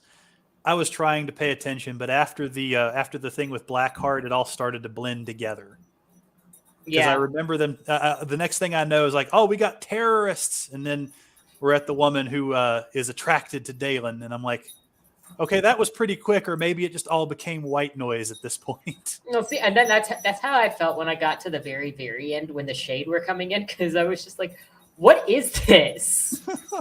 He just needed this final act to defend other people from, so that during his trial, people could go he's a hero, because during the whole book, he hadn't done anything heroic. No. And so then in 2 chapters, suddenly this Shade, which I didn't understand where it came from or what it was doing, was suddenly also destroying after the terrorist attack from the Donists, or related to the terrorist attack from the Donists. It didn't make much sense because I don't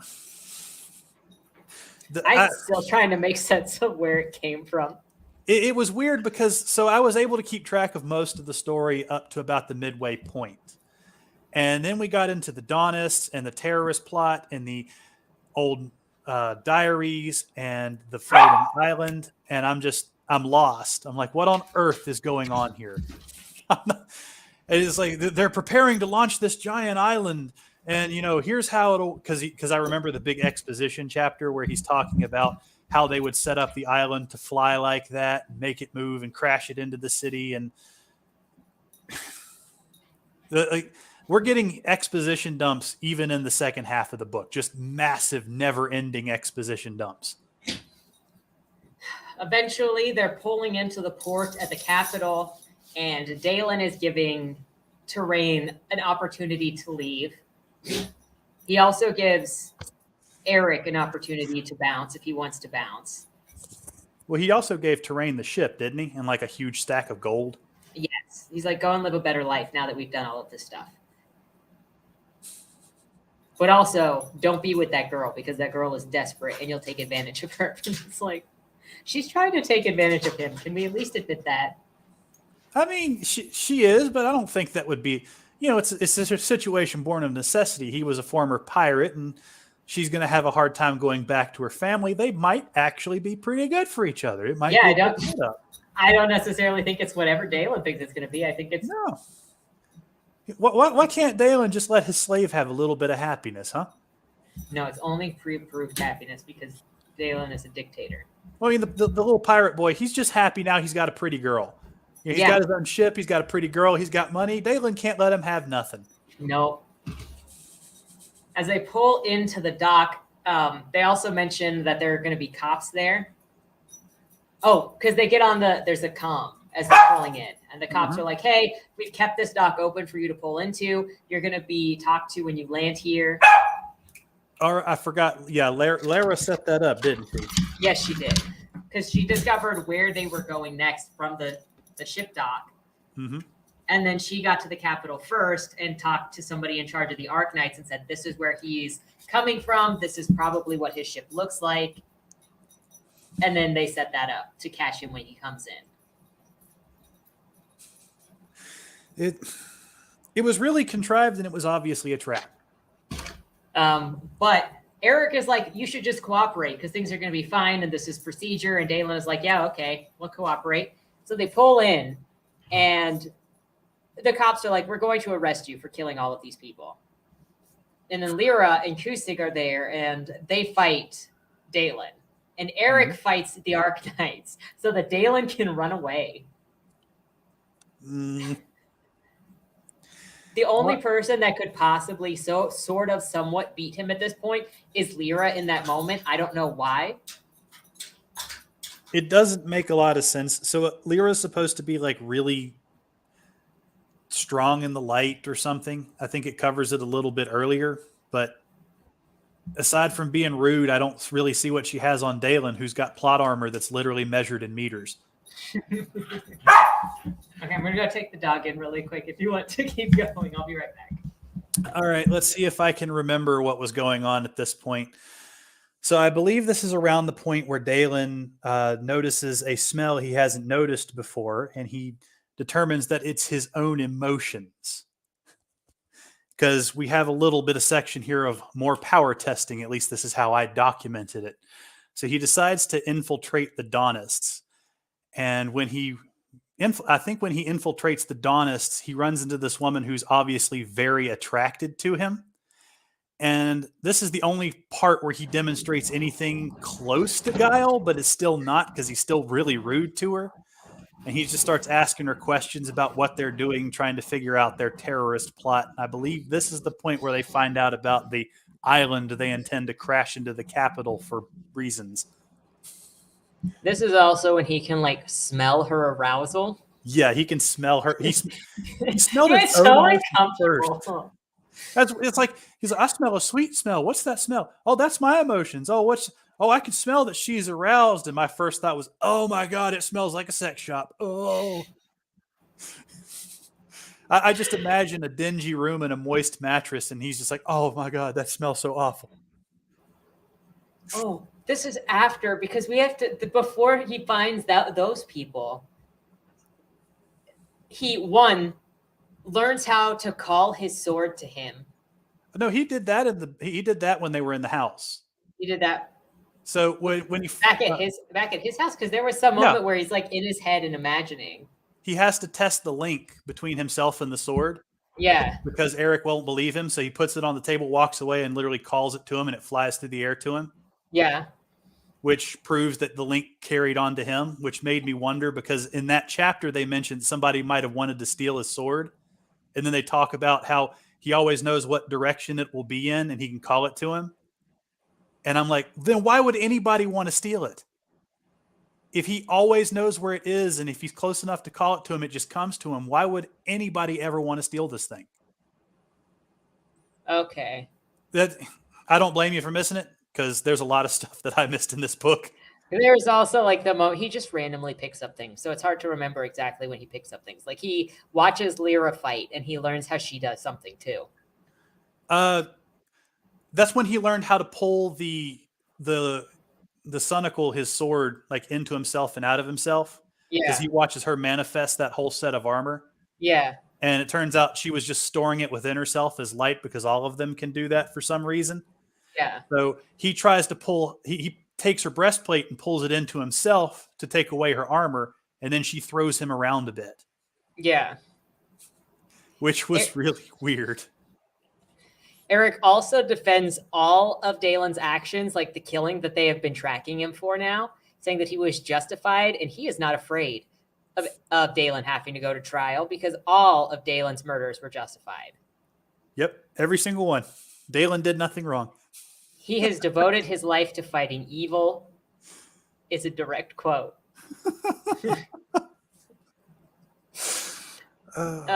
Literally, let's see.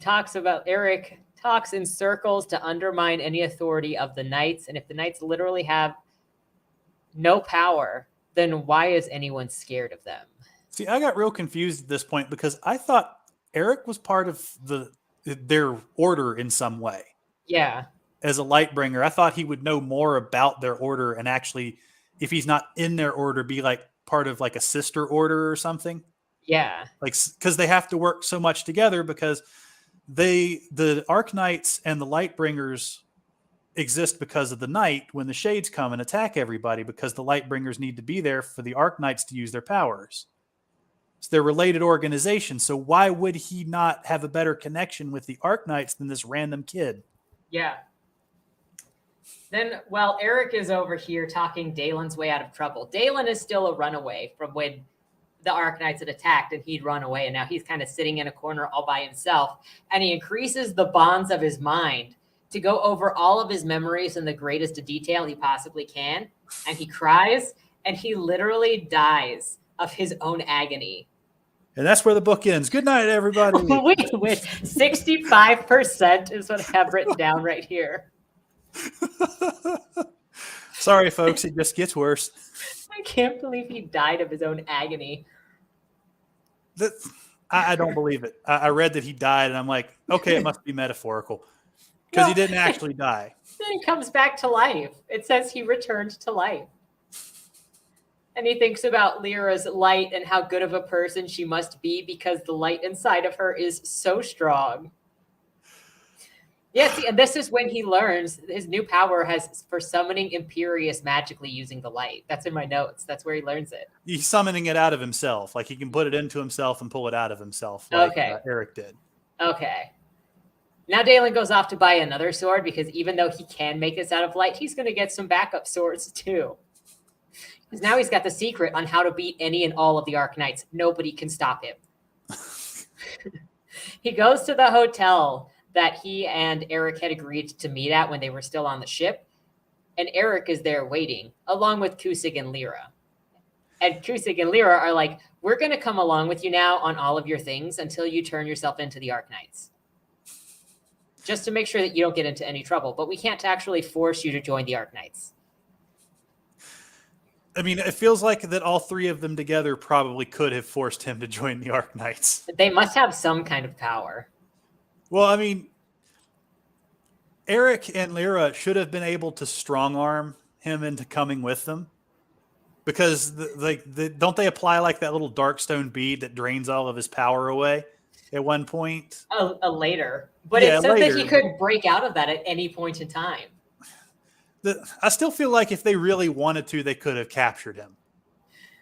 But they just don't, for some reason. I don't know. I think this book made him too OP. Nobody can do anything that Dalen doesn't want him to do. Well, Dalen can't make a mistake. Which is unfortunate because I think Dalen has a bit of a mommy-dommy kink from the way that he talks about Lyra. I think he's got a kink, but I think it's more sex offender registry and less mommy-dommy. There is some of that. Look, he's been a bad boy. He needs to be punished as well. So Dalen goes on to nap and is commiserating how miserable he is. He's like, fine, Lyra is here, Kusik's here, whatever. I don't freaking care. I'm tired. I'm going to go take a nap. But then he just sits in his room and thinks about how terrible he is and how Lyra was that girl that he raped when she was 14. And he rolls around in self-hatred. Like it somehow proves he's a better person because he recognizes that he hurt other people. But he's also like, I feel so bad, but I can't tell anybody who I am. And I'm also too stubborn to die. No, he's not too stubborn to die. He's just actively avoiding dying. Well, he says he's too stubborn to die. So at this point, he's had several chances to die. He could have let somebody kill him in a duel. When he fell off the world and was coming back, he deliberately made it so he could land safely. He was experimenting with making himself more and less dense in order to like speed up and slow down. He could have sped himself up and smacked into the ground much harder, which would have taken it out, which would have been more of a middle finger to the light, which he constantly berates. Give me credit for feeling bad. Lightning, this is what it is. He was constantly, at least for me when I was reading it, you'll have to tell me what you think, Alex, but every time he was wallowing in self-pity, he was like, look at me, reader. Look at how miserable I am. Feel bad for me. It's performative. He's a NIMBYist. He's like, I feel bad. I'm not going to do anything to fix it, but I feel terrible about it. And that should be enough. I have to live with this suffering. Damn it. It's like, can't you see how miserable I am? As 3 hobos slide off the end of his sword. Meanwhile, as he's over here wallowing in his self-hatred, saying, feel bad for me, Lyra is over there, crying in another bedroom because she's now sharing housing and having to follow around a guy that looks like her rapist. Mm-hmm. Which, again, just proves that she shouldn't be on this job. No. If she's that traumatized, even 20-some years later, she doesn't need to be doing this job. It's Quincy. Look at me, I'm suffering. It's true. Can't you see how miserable I am? I even saw him turn away to like squirt. Now, Dalen. Oh, go ahead. I just had trouble believing Lyra's actual trauma because I think her and Dalen are a lot more alike than they let on, as in they want people to think that they're miserable, but they're not as miserable as they're letting on.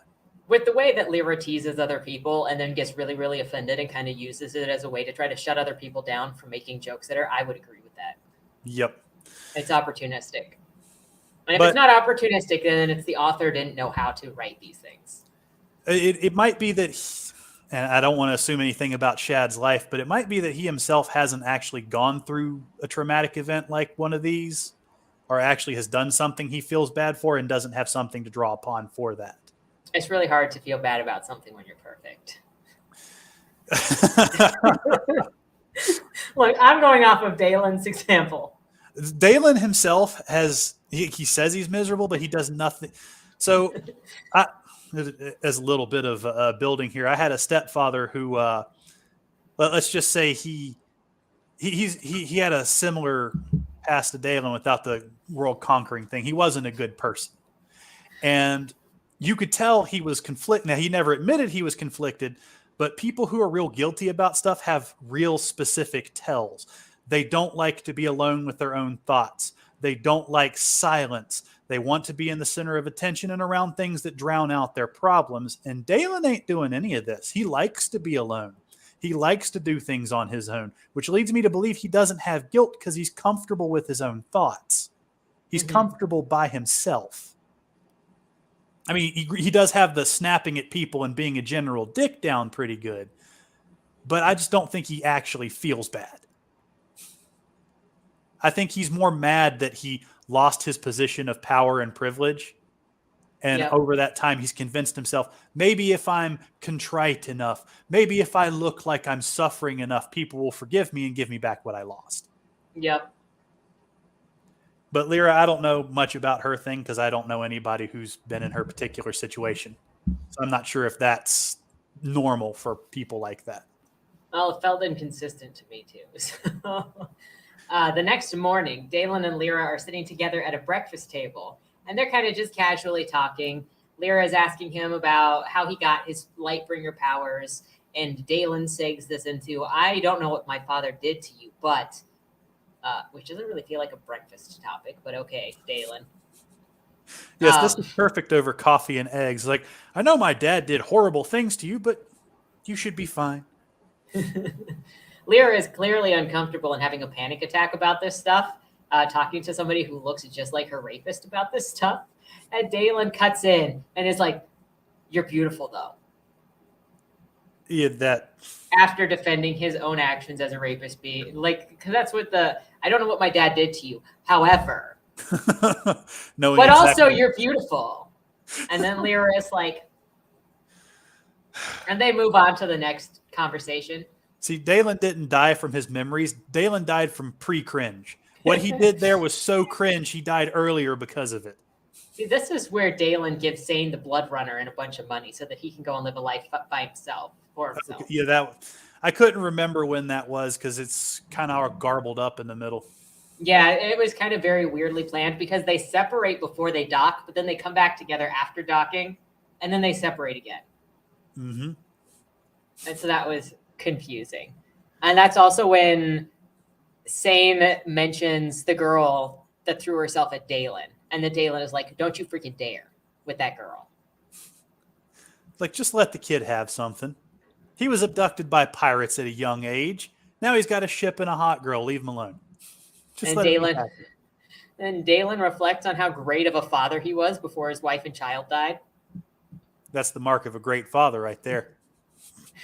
And it's here that I'm like, we never got to hear or know anything about his family. He's never spoken about his family, except for maybe in the prologues when he mentions that he had them. Then Dalen is showing Eric his new sword, creating ability where he pulls it out of his body. And Lyra says that it's time to go. And because they need to get moving on whatever it is that they're supposed to be doing. And Dalen just yells at her to shove it up her ass because he's not ready to leave yet. Because that's what you tell somebody who was just having a panic attack. And so obviously Lyra, being as unstable as she is, goes off into her room to cry because her semi-rapist just had sexual language, violent language at her. And now out of the three men that are in this room, you know, the Lightbringer, who is basically supposed to be a light priest, her partner from the Arknights, or the rapist that just made her cry, which one do you think follows after her? To console her back from her hysteria. Oh, it's the rapist. Oh, that's the perfect choice. Absolute perfect choice. And he opens the door and she's like, go away. And he's like, well, I'm a rapist, so I don't really understand. No, and he keeps going into the room. I know I'm the source of all your trauma, but let me just make it a little bit worse. And then he sits down with her and he's like, you know what? I am sorry that you got raped. Well, knowing that he is the one that did it to her. It's just, I was so hung up on this, where so much of his own depersonalization with his own actions, and I'm supposed to believe that you feel bad every time you tell me you feel bad. This is a demonstration of guile he didn't have before. Because he got confused. He gets confused when people call him kid. How is he disassociating himself from the horrible things that he did? Like, how did he not have a slip up and say, I'm sorry about all that crap I did to you at the time. I was going through some stuff. You know, he's just oblivious to the stuff. Well, he's wildly inconsistent. He's like, in one chapter, he's forgetting that he's young again. And then the next chapter, he's remembering. It's like, oh, yeah, it was supposed to be my dad who did this terrible thing to this woman. Yep. It's like, these are important details, dude. You need to remember them. Lyra eventually calms down from this, and then they can leave and head towards the constabulatory. This is where they kind of go over all of Dalen's crimes with like the officials. And then it's basically all cleared that he was justified in all of the brutality that he left in his wake. From the hobo until now. Yeah, they go over all his little crimes, and I think Eric is weirdly the one that just kind of talks them out of it, isn't he? Yeah. He just is like, oh, it's like, no, this is justified. This blah blah blah blah blah blah blah blah. It's like he literally chopped a dude to pieces and pinned his head to a wall. Can we not have a conversation about that? It's like, at some point, and I have historic precedents for this, it stopped being self-defense. Yeah. I knew a guy who ran a Long John Silver's, and he got jumped by two drug dealers and proceeded to beat them until he was too exhausted with a football helmet in the back of his car. And both parties got off because the judge said, and I quote, at some point, it stopped being self-defense. Mm-hmm. And if he had just killed the hobo, okay, we could have got that. But he literally chopped the dude to pieces. Yeah. There's self-defense, and then there's defilement of the body and brutality. But like everybody he kills brutally. The dude who was having Dalen times with his daughter was he ripped him off and threw him into the into the alley. Sorry, And I wish there was that moment, like you were saying, where mom was coming up and she was like, "Oh my gosh, my husband! Oh no! Somebody help me!" Now we're going to be poor, and there's a huge hole in our roof. Now they are totally cleared of the crimes. The constabulary says, "You're free to go with this." But Lyra still needs him to join the Arknights. So she's still going to follow him around. And she's like, "What do you need to get done in order to join the Arknights?" And this is where he says, "End the sex trafficking in the capital, and also the Donists. Remove the Donists." So obviously removing the Donist is easier than the sex trafficking. So he's going to start with that. So he listens to the city. He uses his bonds to expand his auditory skills. And this is when he hears the Donists talking. This also says Dalen hears another woman getting sexually assaulted. They run to her. He murders the thugs, knowing that there is no redemption for these people. At this point, I just think he has a fetish. I think he's looking for that just so he can get his jollies. He just is, he's solving his other problem. This isn't even the Dexter thing where he's taking out other serial killers. He's just like, yeah, I got to take a look at that. I'm not going to stop it before it happens, but you got to put that away for later. Broken Entertainment says, "Man, let me see if I can get, there we go. Man, it's like assault 300 times. That one, man, this city is full of assault." I have no idea who is not guilty of assault at this point. It happens pretty much every time Dalen stops walking. 95% of the crimes in this empire are sex crimes. So now that he's got the Donist, he uses the Donist to track them down to their warehouse meeting in the slums. Mm-hmm. And obviously they're not really questioning him at all because he looks just like their savior and lord, Dalen Christ. Yep, and they just bring him in. Then I think the leader woman is just all hot and bothered over him the whole time. She's just literally dumping all their secrets to him. And there is, this is when he increases his sniffing abilities so that he can smell this woman's arousal as she talks to him. And they go to another room, and he asks her what she even likes about his father while she throws herself at him, basically. Again, I'm thinking this is just told from Dalen's perspective. Really, he was just in there being a skeevy pervert going, "So what'd you think about my dad?" The whole idea of like smelling her arousal was so disgusting to me.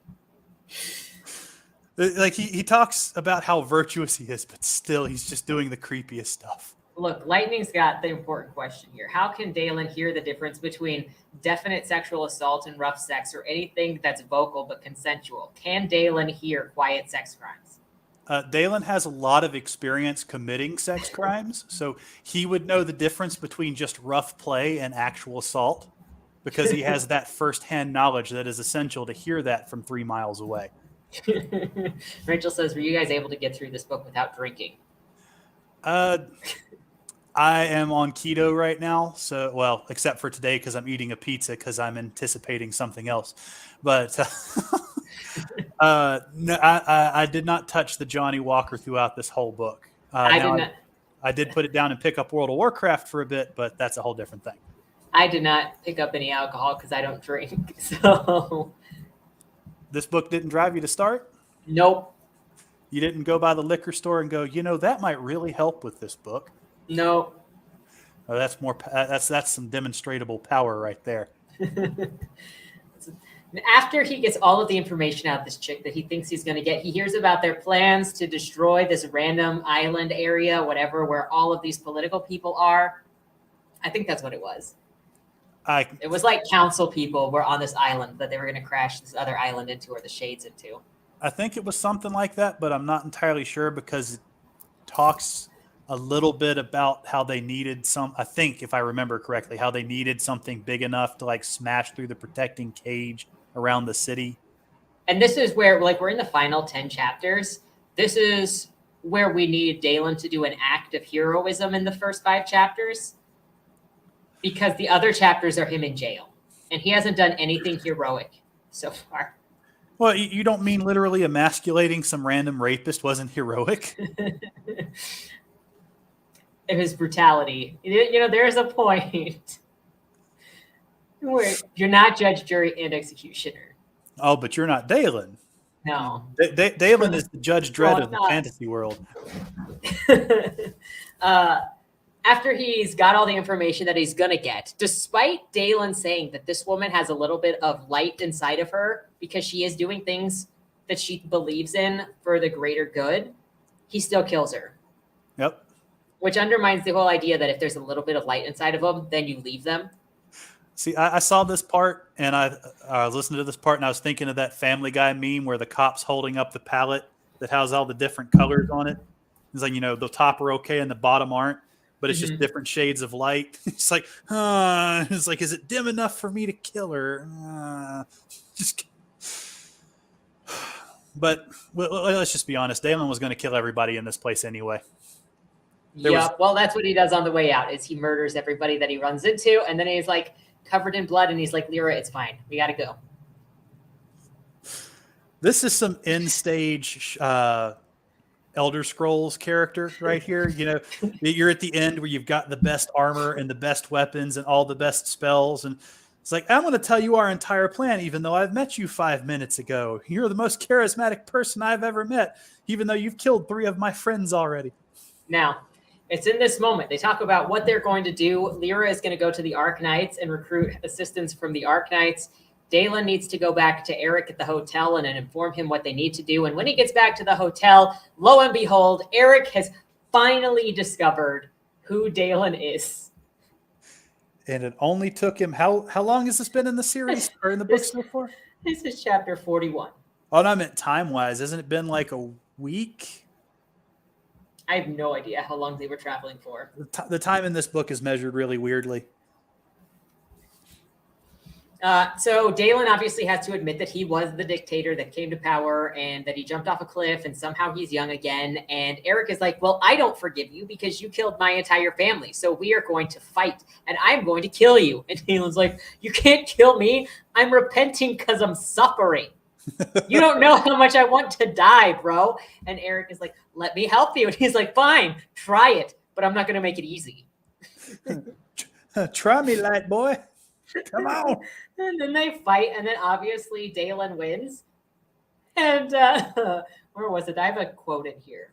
Eric screams, I'll make you pay. Dalen declares himself free of the crimes that he never paid for by going, I was a genocidal mass murdering pedophile and rapist, but I've changed. You can't punish me now. Can't you see it? I've changed. I'm a changed man. That's why I kicked the living crap out of you. And then murdered all those people. Eric is like, you will answer for your crimes. And Dalen is like, I am. With every second I'm alive. Oh. I've never seen somebody so self-righteous in their own suffering. It's like, can't you see how much pain I'm in? All I've done is lie to you since the day I met you, murder your entire family, and rape uncountable hundreds, thousands, I don't know. After Dalen defeats Eric, Eric is left on the ground, kind of in pain because he just had a duel. And Dalen's like, I don't really have time for you because I have to go and stop this disaster that's going to go hit that island, by the way. Didn't he stab him like an extra 2 times just to make sure he'd have to take longer to heal? I think so. It was like, I'm not a bastard. Stab, stab. You stay there and heal a little bit longer. Yeah, give me a head start. Because he ran him through once, and he's like, that's not going to hold him up long enough. Stab, stab. There you go. Eric is chasing after Dalen after he's healed himself because he needs to take the monsters down. So Dalen is over there doing his thing.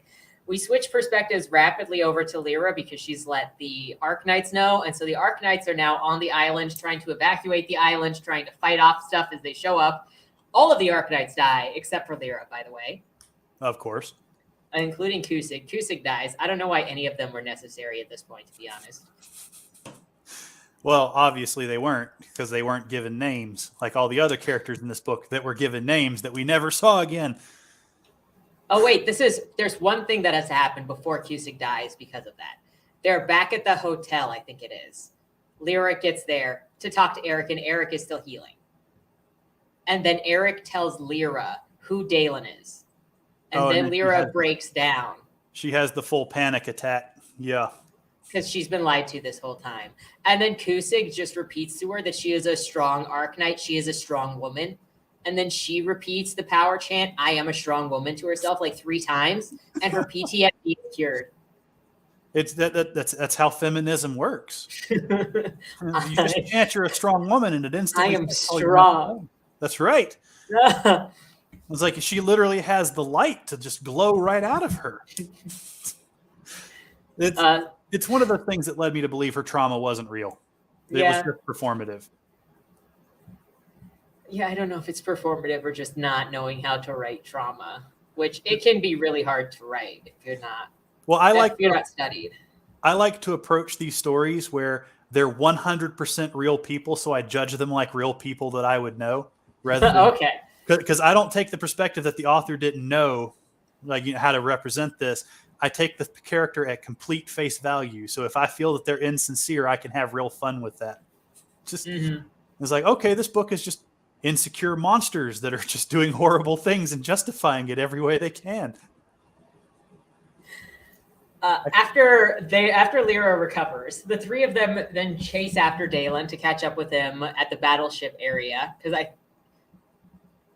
they haven't called over the Blood Runner yet. I don't think that they've called the Blood Runner yet. Was that the one where Dalen uses his telepathy, learns that he's telepathic? Yeah, he uses like his voice to be telepathic, where he can just talk to people directly, like some kind of directed sound weapon or something. He literally just talks into the sky, because then whoever he's standing with is like, whoa, did you just talk into the sky? He's like, I'm using telepathy, I think, because like, otherwise it would be really stupid for me to just be talking at that ship way up there. But I'm like trying to talk at the ship.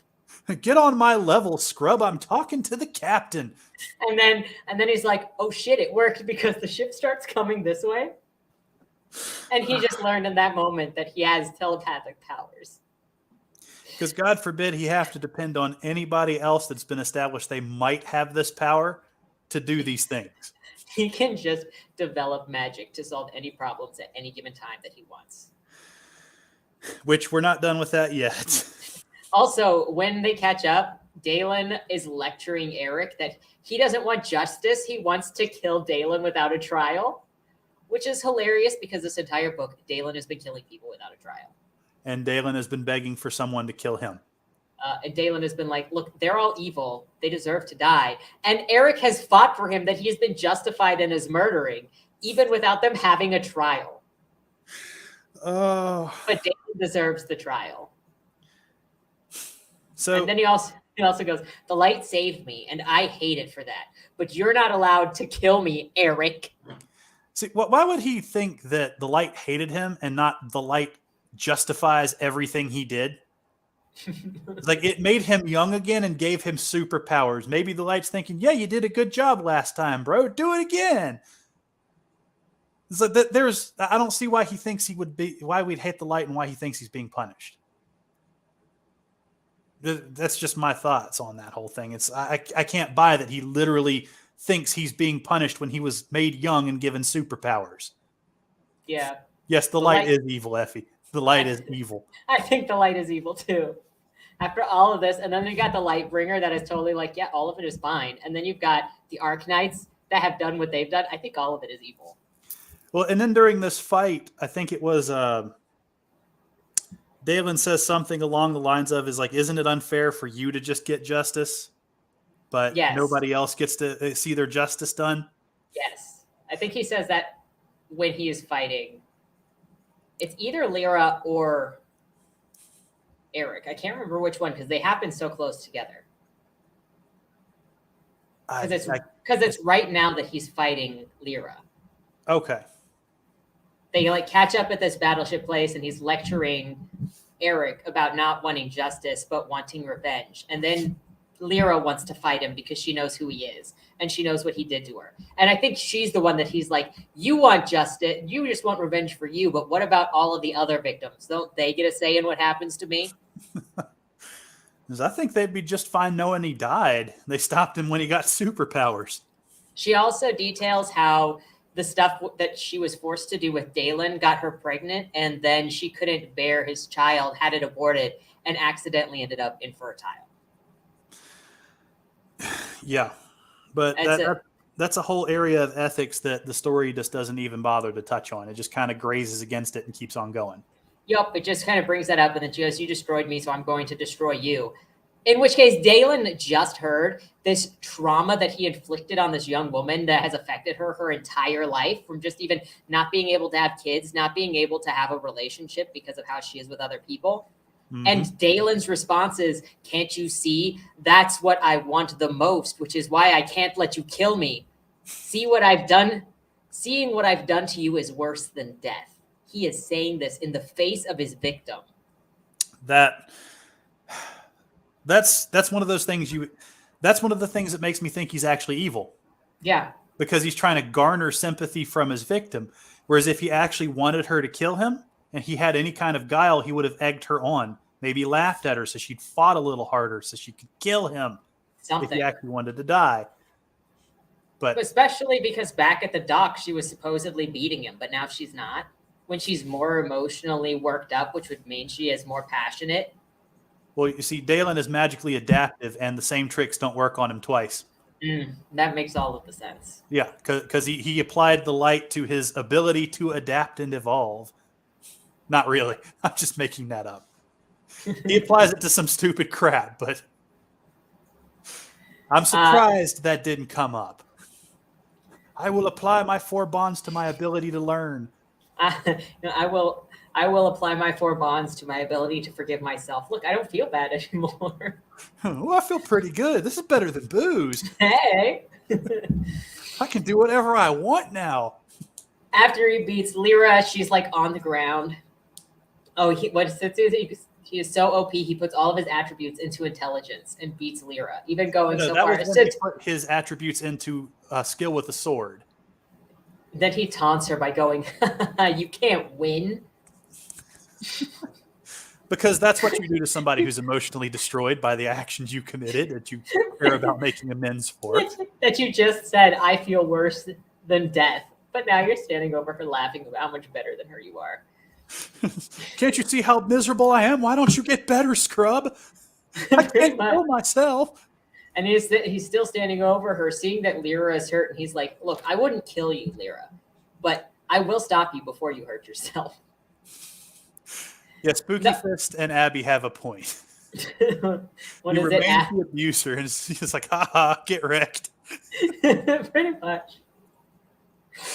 Then you got this. The only thing that interrupts this is that the Shade are now approaching the city. So it is time to change focus. We can't keep taunting our victims, you guys. We got work to do. All right, stop your teabagging. We got monsters approaching the city. That's what it is, too. This is emotional teabagging.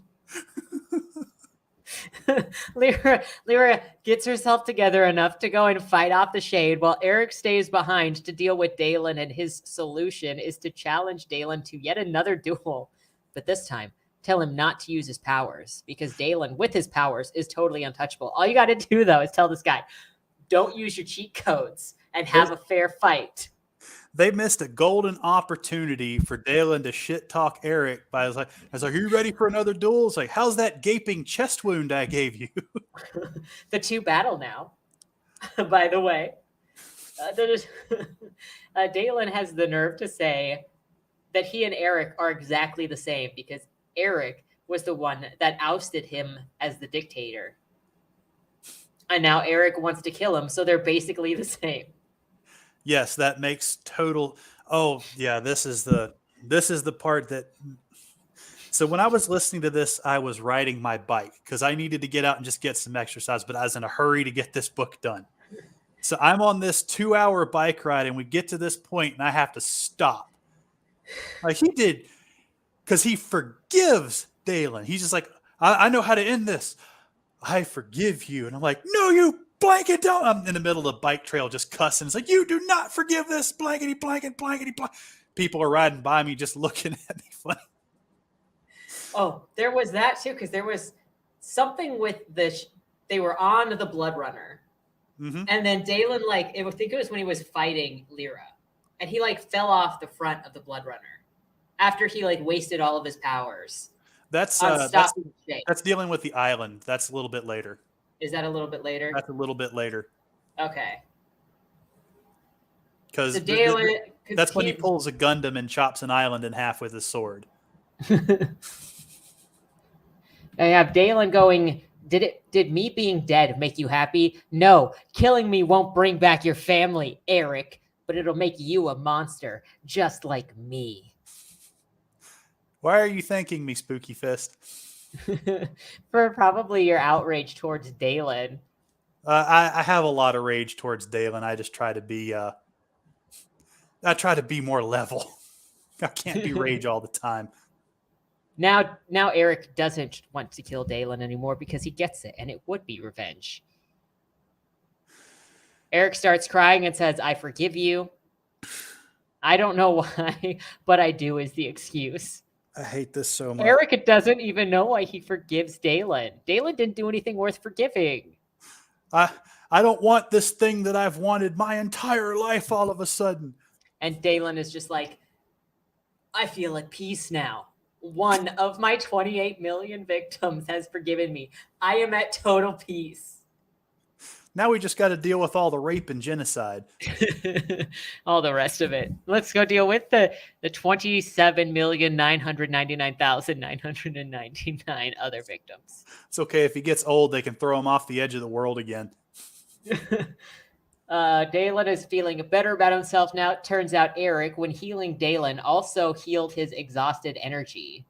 Oh yeah, because after the fight, Eric used his abilities to heal Dalen.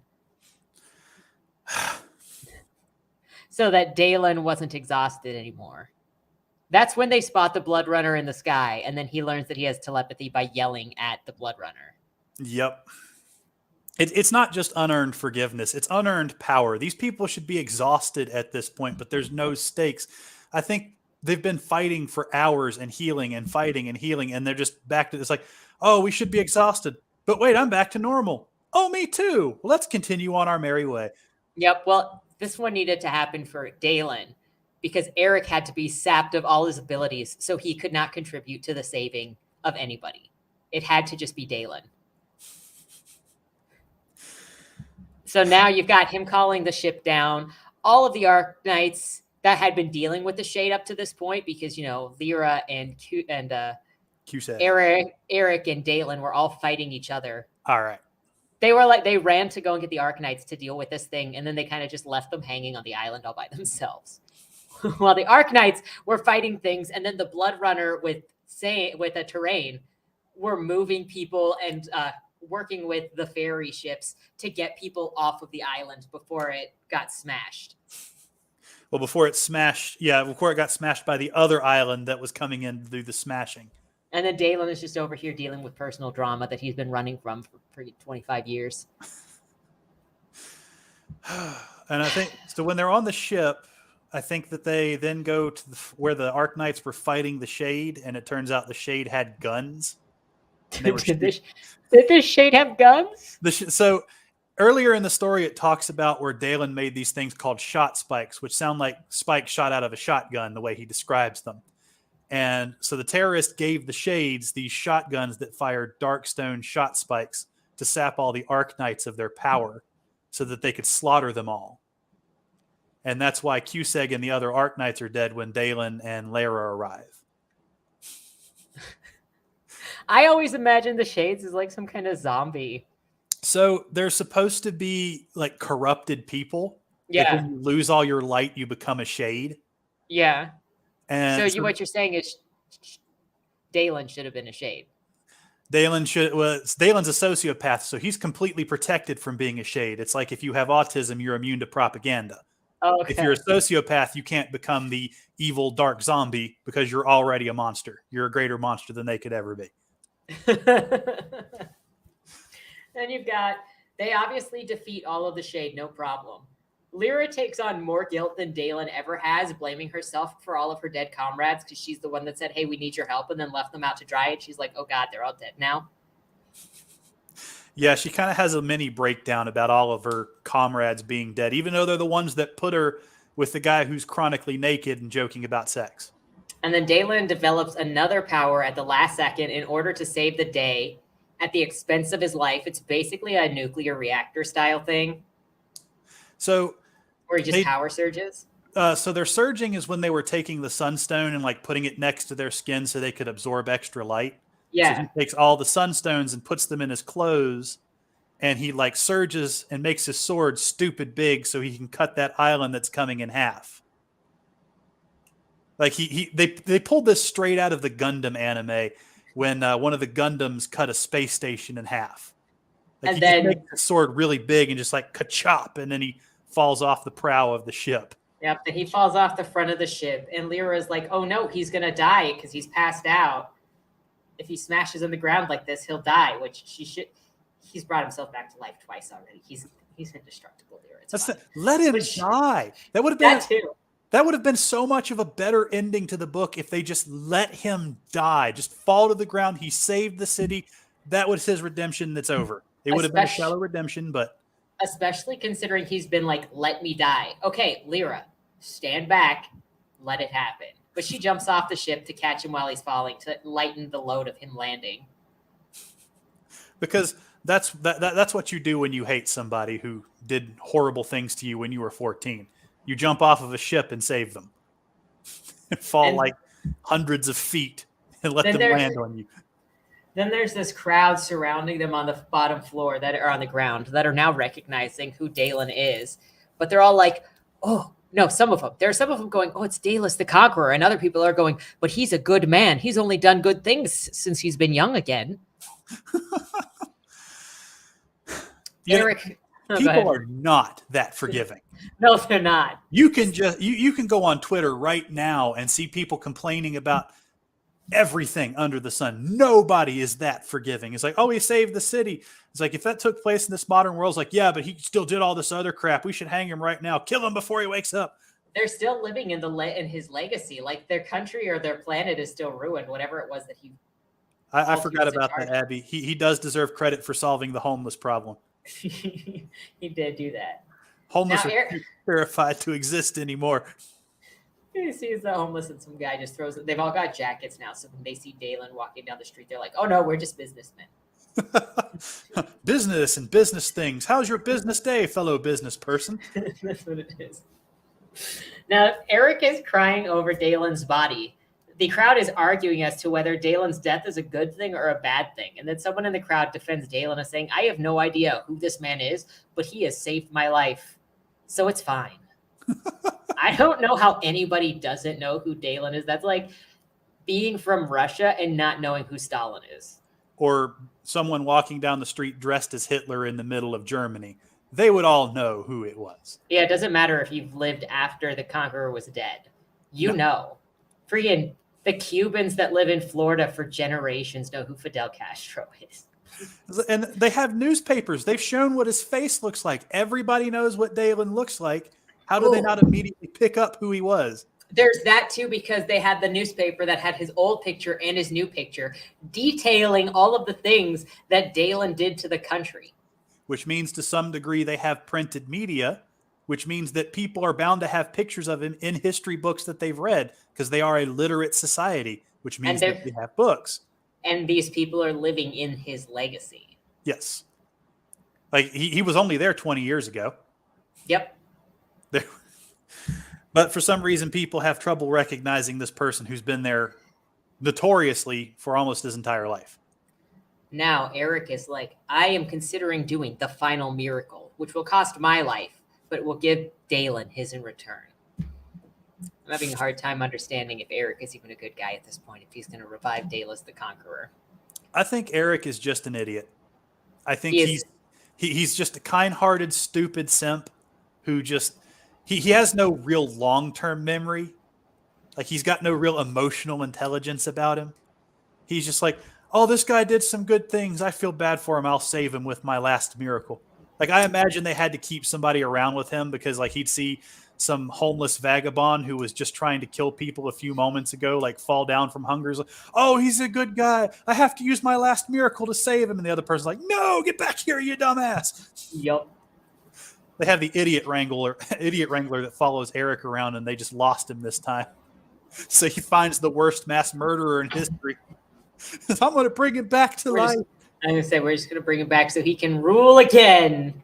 I think at the end of the day, Eric was actually Adonis. No, Eric is just an idiot. They lost an idiot wrangler. Well, it doesn't matter what Eric wanted to do anyway, because Dalen doesn't need anybody's help, and he brings himself back to life a third time.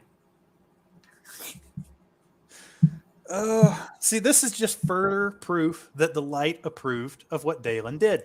Yep. It just wants him to rule again. It's like, that was some funny times, bro. Try again. That makes the most sense. It's evil people in an evil world. That's what it is. Dalen then repeats that his living is punishment and that he is too bad for death. Look, death won't even accept him. 4 times Death has said no. Satan is like, keep this man out of hell. It's like, we got enough arrogant people down here as it is. He's staying there until he's good enough to get into heaven. Lyra is hysterical again, and unironically, the only living Arc Knight in the city anymore. And then she wants to go back to the home base to mourn her brothers. Dalen and Eric return to the hotel where the authorities show up, and they arrest Dalen, take him to jail. Eric is obviously still like, no, you can't do that. He's a changed man. Eric, your enabling does not clear him of all of his other crimes. So now we're getting into the trial arc.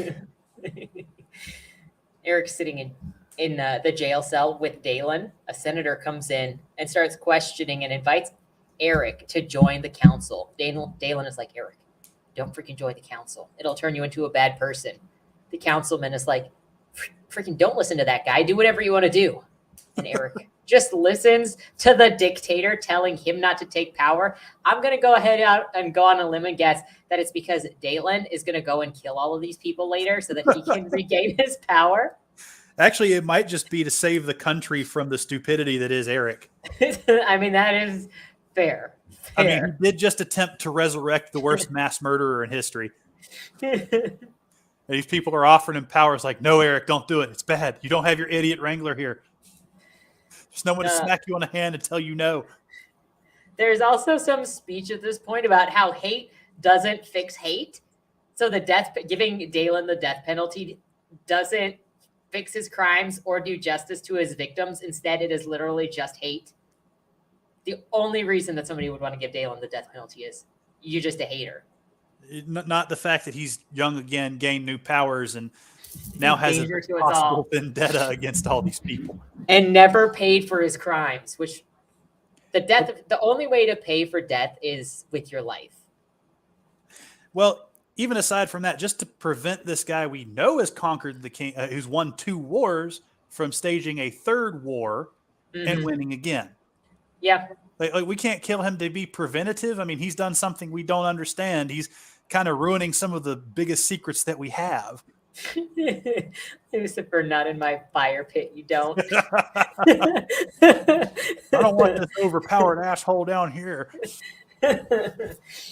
Yeah, this one too. Hades, don't look at my wife like that. Get out.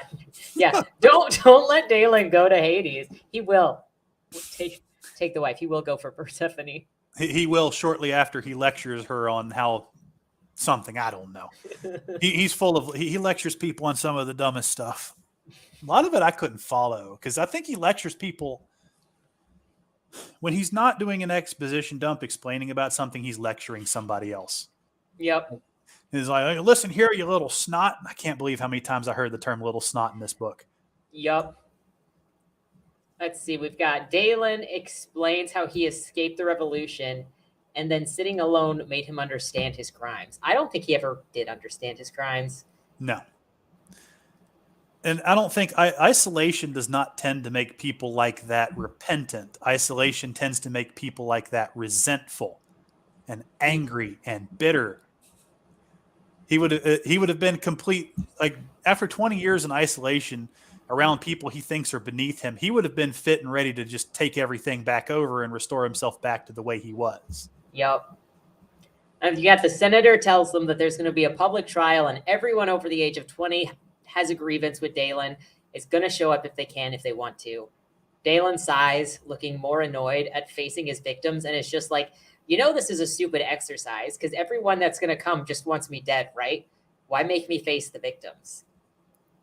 Well, actually, as a ruler, he should have known the value in something like that. You do the trial to give people closure. Yep. You have to make a show of it. You have to make sure people know who this is and that they're facing the justice so many people want them to face. Well, he was a ruler for 30 years. He has to know about making an example. Yeah, well, yeah, but not of him. But he's not to be made an example of unless it's a good way. But I mean, this is basic statecraft. Yeah. It's like this guy did something terrible. Okay, we need to blame him for everything so we don't get blamed for everything. But then this just sounds like that he is lying to them. Yeah. To be like, this is stupid. Okay, the victims aren't going to change anything. Lightning has a good take on that. Oh, wow, people are mad about all of the terrible stuff I did. Yawn. Yeah, that's pretty much him. Ruth, the guy who raped you? Yeah, he's a cop now. I'm sure that you won't be bothered one bit. True. Oh, anyway, sorry, I keep side railing us. Oh no, you're good. That's just the way this ends. It's just like yeah, I don't know if you could do this in a worse way. No. Everyone gathers for the. Oh yeah, there's that too. Well, this is the only way for me to face my crimes. There's no other way, he says. And now Eric is enabling his behavior by saying there must be another way. And also, Dalen, if they give you the death penalty, I will bring you back. To which Dalen is like, the hell you will. If you resurrect me, I will hate you forever and ever and ever. He grabs onto the bars as Eric is walking away and screams, you will let me die.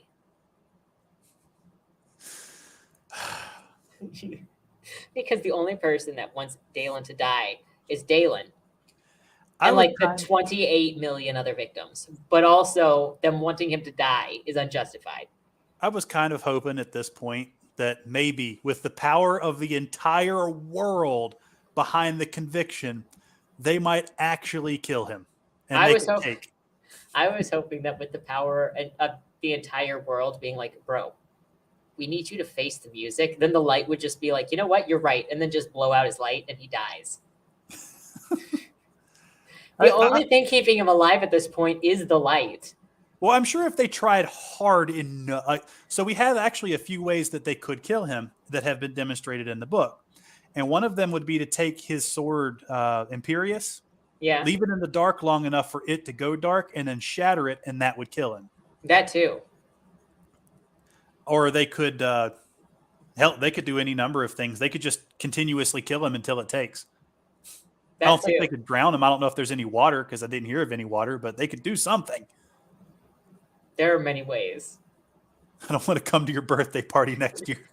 He's like, it won't be because I'm dead, Eric.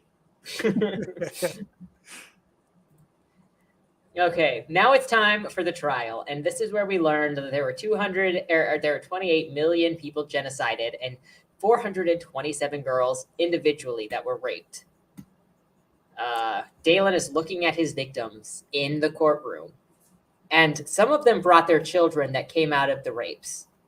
And Dalen is admiring the status that some of them must have because they're dressed really nice. And he's like, these women, I don't even know what they're mad about. Look, they've got successful children. If I hadn't raped them, they wouldn't have these children. They should really be thanking me. Yeah, that's kind of a detestable way for him to sit there and just look at it. Now, granted, the book does cover that the women are happy they have their children, but Dalen should not be taking comfort in this if he actually feels guilty. Yeah. Because not only did he foist these children upon these women, but he destroyed any future they were going to have, any kind of marriage prospects, any kind of prospect for having other children with other people, actually having a happy, settled life. He did something traumatic to them, and now they've only got the one child. I mean, if he wanted to take that direction with it, and then if the narrative wanted to take it that direction, he could be like, I'm glad that they made something of themselves, instead of being like, oh, they should be grateful. But Dalen doesn't have that much introspection. No, I mean, we got Abigail. Damn, I had some top tier sperm. We're involuntary sperm donations. Look at all of these kids I made. Look, he's like, all of them were the dark black heart, and even my evil children were top tier evil. That's just more reason to get rid of this guy before he makes more dark hearts. Then there's all of that goes away, and he sees all of his victims. Some of the victims are like, I forgive him, but the majority of the victims are like, he needs to die. Then a senator comes running into the trial and is like, I would like to charge this man for acts of heroism. And the judge is like, this is a criminal trial. That's not appropriate. And the dude's like, well, what about this trial is normal anyway? Even if this isn't normal and traditional, I think that I should get to say the amazing things that Dalen did in front of all of his victims that he's supposed to be paying back right now. And so then this one random guy makes the case for why Dalen's picture should go on the wall on the Hall of Heroes with other people, and how amazing he is. Which they agree to and then immediately revoke. Yep. Which I thought honestly was a Chad move on the part of the judge. It's like, all right, we're gonna we'll let him be a hero because the act was too big to ignore. Everybody for stripping him of his hero status. Well, Sweet, he's gone. I'm gonna say they cast a vote, and eventually Dalen is not recognized as a hero, which he shouldn't be. Like and even then the things that he did that are supposed to be objectively. It's the only reason cutting the island in half was considered a good thing is because there was no sex criminals up there for him to brutally vivisect and cast down onto the people below him. Yeah. It's like there was literally nobody for him to murder but a giant island full of monsters. Well, what do you do when you've murdered half of the kingdom already? Well, I guess the other half better get in line if they don't want to see what happens. I'm wondering how many people are still alive anyway. How many people did he kill in total during this book? Because you got that the warehouse full of Daunists, 2 different shiploads of people, some random hobos, a bunch of rapists in both the capital and the city prior. Yep. And I'd say I feel like we're at least in triple digits. It's been about a week since he got young again at this point. I think he's killed about 120 people. Just, I mean, good kill death ratio. He's died once, and now he's back. He's already killed 120 people. Okay. I just like that's not just on the fact that he did it, but that's a lot of work. Yes, it is. It's been a week, and that's 120 people, some of which were actively resisting him. And he had time to eat and lecture people in this time.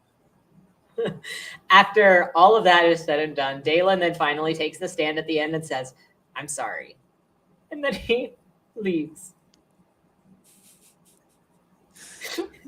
I would just like to mention for the record, the only time he apologizes, he doesn't apologize to Lyra when she's having her breakdown. He doesn't apologize to Eric when they're going one-on-one. But he apologizes when he can do it in front of the world and look like a better person. Well, I mean, to be fair, he just went through this world's version of a struggle session. So I don't know if I would call it a struggle session because he deserved it. I mean, he did. Doesn't mean all struggle sessions were unjustified. I'm just saying that the book does make a show at this point about how he's breaking down in his jail cell during all this trial, as he's like, "Oh, I'm so sad. I'm so sad." What do you say about your countless war crimes? Whoops. Pretty much. My bad, folks. Don't worry. Oopsies. Did I do that? I promise it won't happen a 28th million and first time. I can't even promise that. I've killed like 120 people. I can promise I'll stop killing people today. At the very least, I will try to slow down the kill rate. I'm surprised Eric didn't mention. It's like, okay, let's just try to slow down your murderous tendencies. Maybe today kill just one person. Just keep it to one. Just try. Uh, okay, we are at the point. Let's see. Dalen and Eric are in Dalen's cell, and Eric is going on about how some of the charges were fake. Because that woman over there, out of the like 80 of them in the room, that one over there was definitely lying about being raped by you, Dalen, because I would know. Oh, that was the leader of that other country who charged him with. So, from what Dalen says, she was actually interested in him at first, and he let her seduce him just so that he could get some. And then he used that as blackmail against her because she thought he was going to marry her as a political marriage. And so she's angry and bitter. So she decides to come out there and say, yeah, he raped me, because he was using her to control her country through blackmail. So I can't really fault her for lying. Look, Tony's got it. I promise I won't kill anyone for the next 30 seconds. We can manage this. We got to start out with the little goals. As long as he's asleep for those 30 seconds, and then his only other people aren't in the room. We'll have him alone in a room for 30 seconds. He cannot possibly find trouble, right? Yeah, what they didn't mention in the book is that his cell was originally full of a lot of other prisoners, but he kept strangling them in his sleep. So now the two of them are having kind of their final moments together. And, well, what they're assuming are their final moments, because they're seeking revenge and believe the only way to find peace is by killing me. We can't change their hearts. It is just what it is. That's Dalen with his being better than everybody else. Eric assures Dalen that redemption is waiting for him, and so is heaven. Heaven, yeah. Guy, he murders 28 million people and basically polluted the entire gene pool. But sure, heaven's on the way. Sure. It sounds like something God would let you in for. Dalen agrees that he is ready to die. Back in court, Dalen is given his sentence of life of servitude to the Order of the Arknights, as if the Order can control him. Dalen's over here crying now because the worst thing imaginable is that making him stay alive and serve the country. Yeah, the worst thing possible is for him to continue living. And use his powers to kill rapists. I just imagine him sitting there on the stand going, I'm so miserable. You're going to make me live with these fantastic new powers and my unstoppable form and skills. I guess I'll just have to deal with. Actually, yeah, Eric and Swanee would make a great connection together. And Dalen being like, you don't understand. I have a murder addiction. I am the victim. That is how he comes across in a lot of, especially after he kills that hobo and he breaks down in tears. After I tell you that hobo ripped his own head off. Lies and slander. I feel like Dalen would absolutely say that. That guy was Dalen-sided. Okay. Then they go and get him out of the cell. And he's got these cuffs on that are supposed to make sure that he can't use his powers. But as they're taking him out of the cell, they're like, he could have broken out of those at any point. Because he had his sword embedded in himself. So it really doesn't do anything. Then at the very end, they introduce to him, since he is going to be working for the Order, he has to work in a pair because everybody that works for the Arknights is in a pair. And also, since he's, prisoner of the state, he's not going to be on his own anyway. And who do they pair him up with but Lyra? Because, of course, they want to give him somebody he could easily control. They need a new HR person.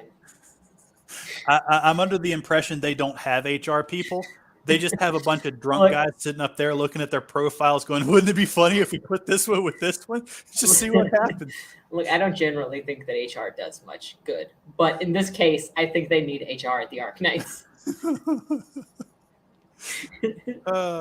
I think they just had a lot of fun reading the reports coming from them about how much of an asshole the other people are. It's like the higher ups, somebody new comes in and is like, come on, grab a drink. We're seeing who we can harass this week. So after all of it is said and done, because Lyra's going to obviously be easily controlled, Dalen can get out whenever he wants. Yep. I think that we're just in tune for Dalen to take over again. Well, so what I see happening with this is that we already know the Arknights are probably corrupt as hell. Yeah. Dalen's going to see this and be like, I can't work with this corrupt organization. They're going to use me for blah, blah, blah. And he's either going to try to take over the organization or lead a group to rebel against the organization, in which case we'll be right back to where we were to begin with Dalen being in charge and people bringing him young women as appeasements. Yep. So all he's effectively done is come full circle. He's just now part of another corrupt organization like he was at the end of the First War. Yep. But with that said, what were some things that you liked about the book? So I did like some of the, God forbid me from saying this, but some of the world building. So this could have been a really, really interesting world. Just if they had taken this in a different direction, like if they wanted to have the exposition heavy stuff, then make Dalen use his engineering skills this time. Make him swear off using violence and just like, I'm going to build things from now on. Then you kind of have an excuse to go into how this is built, how that is built, and what he's doing to make other people's lives better. There you go. The real questions. Did you like the roads, Alex? I don't think there were any roads. I think they were all dirt roads because all the ships fly. Then what roads was he talking about making? See, the only thing I really remember him talking about was like how to fix these skyports, how to build them better, how the dark stone stuff works and the dark stone chariots and the dark stone ships. And I really hate the words dark and light now because they use light for everything. But this could have been a really interesting world had he spent more time in an individual area. Mm-hmm. Like I think there were a lot of areas that it could have really shown if maybe even the book was broken into separate parts, like a part 1, a part 2, and part 3, and maybe part 1 was all in that farm rural area. Yeah. So it wasn't just a couple of chapters with that family, but you got to see different people and how they either were affected by or how they've recovered from Dalen's conquering. Well, that would have been a really good area for him to have gotten a different perspective on women. Because their society is run by women. They revere women. So actually being in that environment and learning a little bit more could have made him not want to be such a pedophile rapist. Like maybe giving him a perspective of just maybe other people have some feelings. But, he dips out of there about as fast as he can.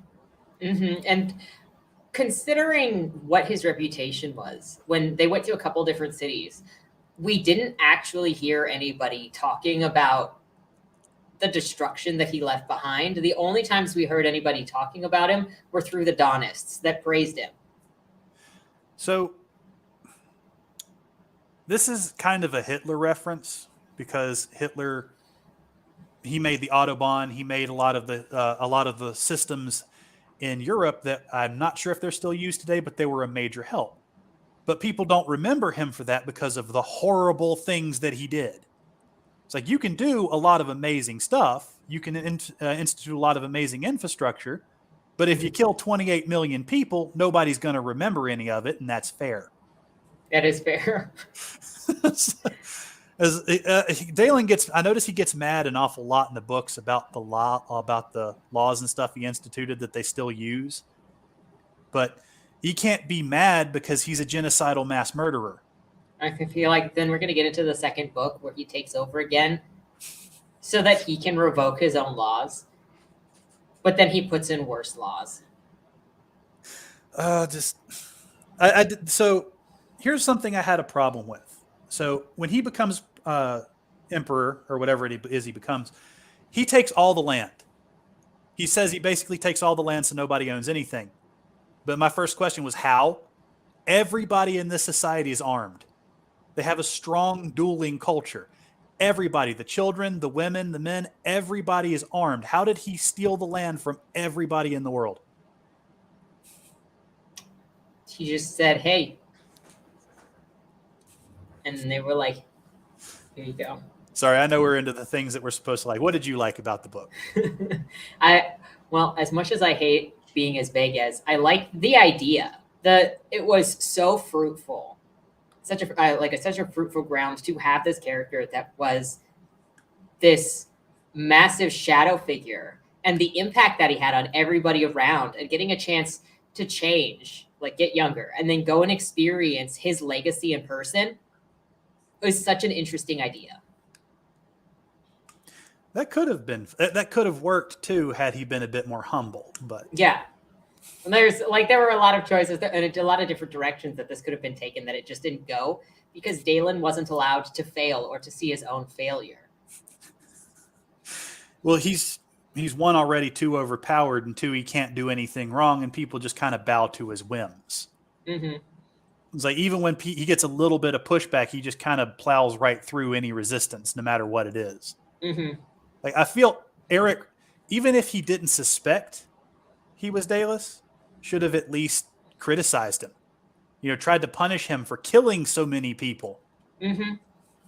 Or at least made him think about it, because that could have also, there was no tension in this book because Dalen just got everything that he wanted, and any resistance that he got, like what should have been through Eric, since Eric was the Lightbringer and supposedly there to test him or not test him, but to push back against his natural instinct to destroy. But anytime Eric said, hey, that's probably not a good idea, Dalen would fight him on it, and then Eric would go, okay, you're right. And so there was no tension because nobody stood up against Dalen. But it could have been there with every single time that Dalen killed somebody and Eric stood against him, and then Dalen's desire for destruction and his dictatorship, he is the one that knows better than everybody else. He could have gotten into physical tussles with Eric because they were a battle of morality. Well, Eric was supposed to be a much more moral character, a much kinder character who took the high road when it came to conflict because he didn't even show his sword he had with him. Mm-hmm. He should have really come down harder on Dalen every time he almost killed somebody or actually killed somebody. He should have reprimanded him. He should have actually probably hit him. And and even if he didn't do that because of the type of character that Eric was supposed to be, even if Eric just verbally reprimanded him, that could have actually had a mental effect on Dalen for being reprimanded by somebody who was not afraid of him because Eric had made peace with what his mission was. And so if Dalen acted out aggressively to be like, you do not talk to me like that. Do you know who I am? It could have forced Dalen to actually have to reflect on himself. If Dalen had attacked Eric and Eric still didn't draw arms, and Dalen is just like, what is wrong with you? Yep. And that could have been something that could have acted as a bonding experience between the two as Dalen tries to learn to be a better person from Eric's example. Where he's maybe after the first few times where he gets reprimanded, he legitimately tries to copy Eric's example, but meets resistance, meets people who make it difficult. And he might fail a few times, but it could be something that works as a way to bring him and Eric closer together. That way, when it's revealed who he is, there's genuine moral conflict. Eric can be really upset about, I got so close to this guy, but now I find out who he actually is. Can I deal with this? Yeah. And I think it also would have been interesting if every place that they did stop, like the different towns, because the towns kind of blurred together for me. I didn't get the difference between the earlier town and then the capital and whatever. Oh, I didn't either. So you're not alone. If they had actually slowed down and had to go through some experiences together that also had Dalen showing what his first response is to these situations, and then Dalen having to see how Eric deals with these situations, and that Eric doesn't use violence, but he still gets the job done. Yeah, that would be something that would have actually been a nice turn on that. But to give different trials that would force Dalen to look over at the way that he deals with anything. I mean, and there was a lot of situations that Dalen would, especially with the famous one where he breaks in like the Kool-Aid man. He doesn't deal with the moral implications of what was going on there at all, considering the guy was the girl's father. And it's like that was a real jarring stop to the book. It's like, wait. He's like, are you going to just gloss over what just happened here? There's also on that, because I think Monty mentioned it earlier, he also lowered the age of consent in his own country. So how much of this sexual culture did he influence? I'd say probably most of it, considering that he then needs to reckon with, that he never reckons with. I did this. I encouraged this. I was doing this to other people's daughters. But even when he's dealing with the rapist, he never stops to reflect on this is what he was doing. Mm-hmm.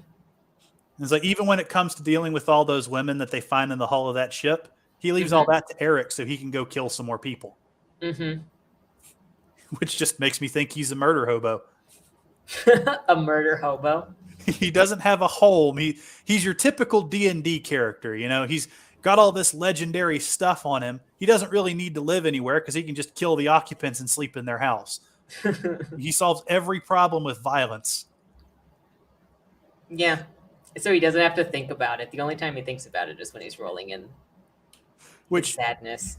That can be fun in a D&D campaign, but as a character in a book is absolutely awful.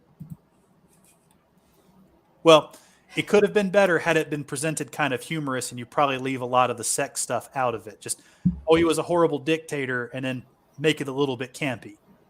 That could have been fun, too.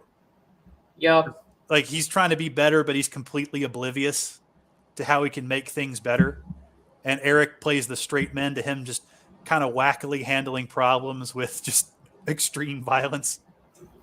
Like, hey, like some bartender asks, hey, can you help me stack these barrels? And so he's literally just chucking them from the other side of the room, breaking them into pieces. I kind of wish that this had more of a slapstick feeling to it, but I feel like it lost that ability when it made 90% of the crimes sex crimes. Yeah.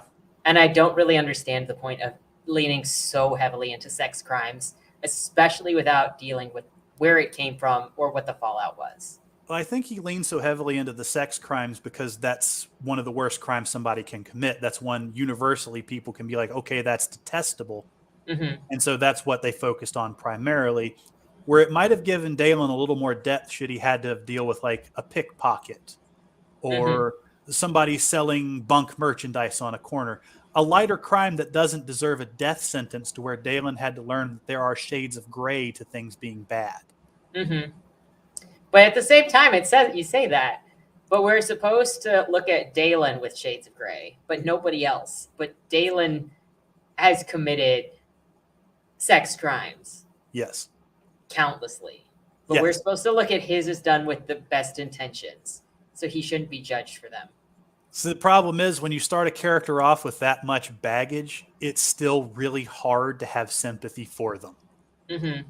Because I get what they're doing. They want to say, the Shad wants to say, even the worst of us can be redeemed. And while that might be true, it's still really hard to convince other people that someone so awful can be redeemed. I think it's much harder to be like, I can be redeemed as this awful character when you're also refusing to acknowledge the weight of what you've done. And then you blame other people. Well, they would have also needed a longer time frame for the redemption. This would have had to have been broken up over several books for us to believe, because he would have had to have gone from being this snarky little teenager-like character to somebody who's genuinely repentant and trying to do things better and seeing problems that arise because he was those problems originally. Which I could also see that working if this hadn't ended with the trial where everybody knows what he's doing. Because I think if you went into a journey of a couple books long, and then you ended that journey with the figuring out who he is and then going to trial, and then he can reflect on all this other stuff that's changed, that's intrinsically changed who he is, then it could have worked. Even a better ending for this is that he can never find forgiveness among the people. So he just kind of has to hide on the outskirts doing the good that he can. Mm-hmm. Like the light won't let him die until he repents. So he's just constantly looking for things he can fix, but the towns won't let him in. So he's all dirty and disheveled and he can't find food. So he's malnourished. That would have been a better redemption arc. Yep. But what we got was just, okay, now I'm a Mary Sue and everybody forgives me. So I'm great. No, he tells everybody that they have to forgive him, and then they go, okay. Well, considering he just cut an island in half and he killed 28 million people, that might be forgiving him more out of fear. Look, that's also what how I like to look at Empress Teresa, because everybody is like, don't leave mean comments on the internet. Do not make her upset. Do not talk about her on the internet. And I'm pretty sure it's not so that she does things for them, since she has unlimited psychic abilities that she moved planets around with, I think it's because they literally fear her. Yeah, there's a certain level. The book never says that, but she has so much power that I just believe that everyone is like, don't shit talk her on the internet. You don't want her to destroy the planet. Well, it's the boss complex. Once you're so powerful, you'll never know if people genuinely like you or not because of the level of power you have over their lives. Yep. Like even without an official position of power, Dalen's easily the most powerful person in that world. Mm-hmm. They might think, well, there's legitimately nothing we can do to kill him because half the Arknights are dead. So we're just going to try to harness him for as long as we can until we can find some way to get rid of him. That could be what their plan is too. Which would have still been a more interesting ending. And if that's what the ending is, please tell us. We have no way to know. But like Spooky, I don't care enough to read more to find out if Dalen is redeemed. Because of the way that this book, well, in future books, because I don't feel like this book respected my time. I think that Shad's not making a second book. I think he's making a comic book now. Is he going to continue the story in the comic book? I didn't care enough to check it out. This just says #1 on it, so I don't know if he's going to continue as a novel or continue as a comic or just do the first book as a comic and then leave it there. I mean, he might just be cashing in on it. I don't know. I don't want to say that's what he's doing, but I mean, he had a lot of success on the book as far as just profits go. Mm-hmm. But as far as making a good book that, is enjoyable, well, I say that he's still got more 5-star reviews than I have reviews. So, but I mean, people are going to like what they like. And if people like this, from a power fantasy standpoint, maybe somebody could be excused for liking this. I just want to have the power fantasy. I just want to be the most powerful. But if that's the case, leave out like the sex crimes and the 28 million dead. Just have a power fantasy. Put the bonds into writing. That's another thing about his powers. So Lyra mentions later that nobody can do what Dalen does, where he can just apply his bonds to whatever. Others actually have to train really hard to be able just to apply one bond to an area. Mm-hmm. But if they train really hard, they can like have a multiplying effect, which Dalen doesn't have, and I'm surprised that they just didn't make him learn. But it just doesn't. Dalen's powers and abilities don't feel earned. And I feel like in this kind of fantasy, it should be earned. Yeah. He should have suffered for his powers. He should have suffered somehow. Make the powers a punishment in themselves. Make them cause him physical pain. Mm-hmm.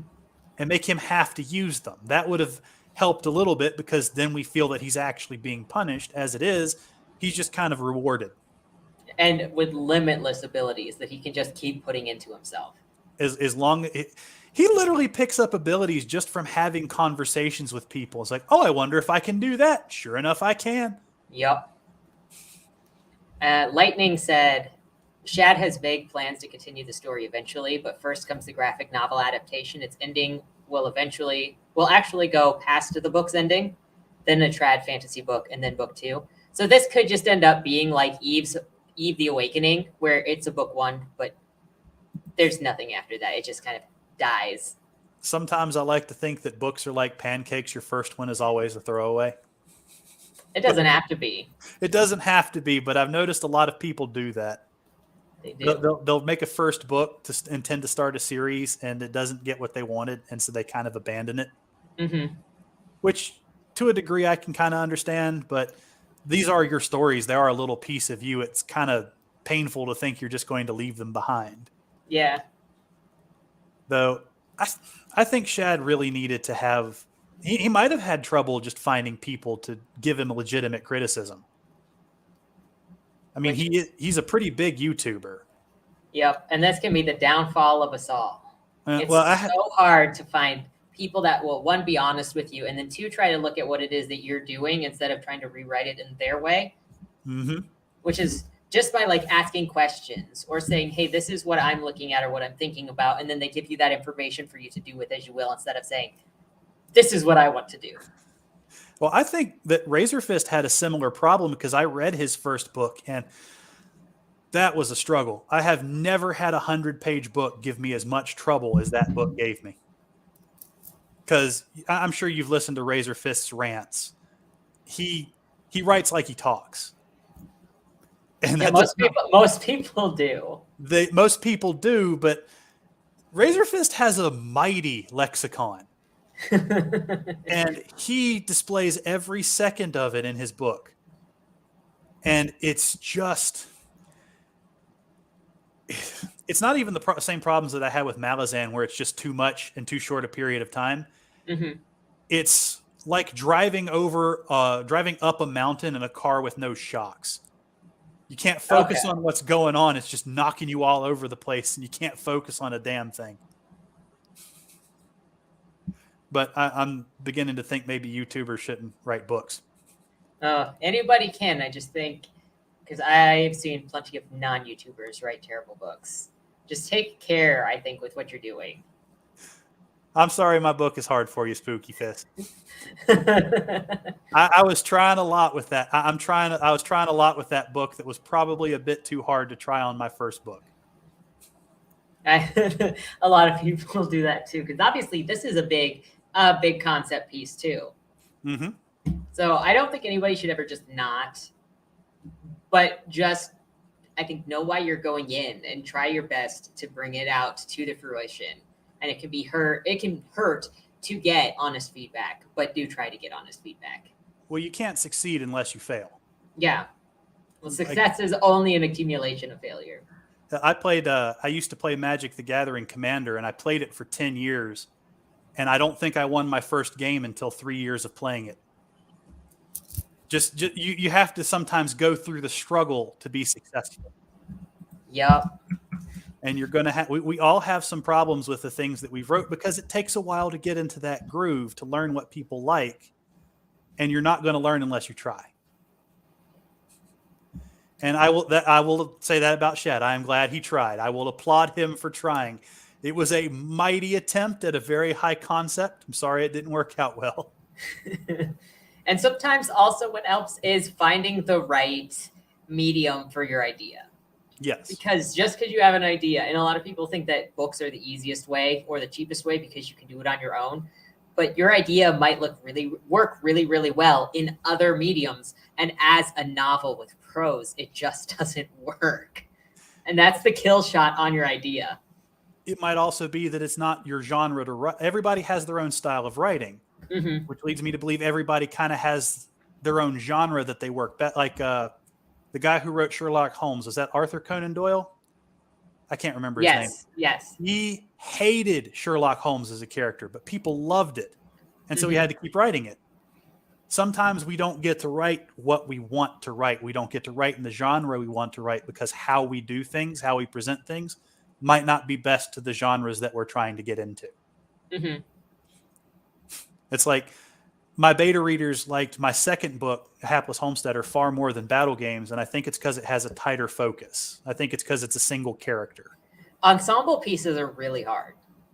They are. And you will drive yourself nuts on it, but you just got to get out there and try. Yep.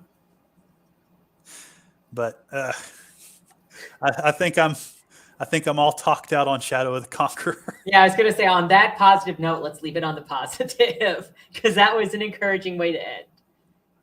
It was an experience. It was an experience we had with all of you. It was an experience that did not ruin Alex's non-drinking. And we've come out alive on the other side, for better or for worse. Yep.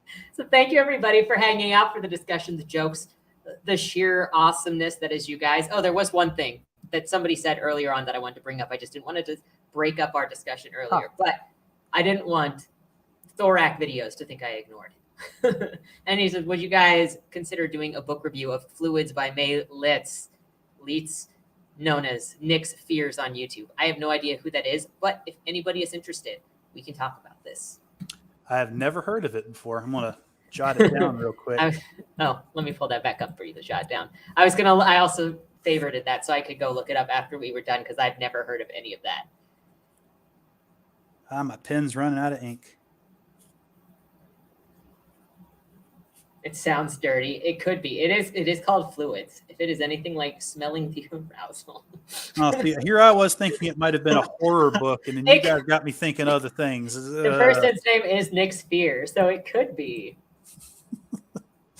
I try to assume the best in people. I try to assume not everything is dirty. Sometimes the non-dirty is the best in. Oh, it just depends Lord. on what you write. Well, we get through a lot of dirty stuff on Mainstream. There's not that much dirty stuff. I'm trying to think of what was the dirtiest thing that we've read? Because Tyra Banks' book was pure. Surprising. It was a drug trip on wheels, but yeah. I wanted to do a book review on that, but I wanted to make a tater mash commercial for the beginning. Yes. But the problem is I don't have time to sit here and learn the music program to write the music for it.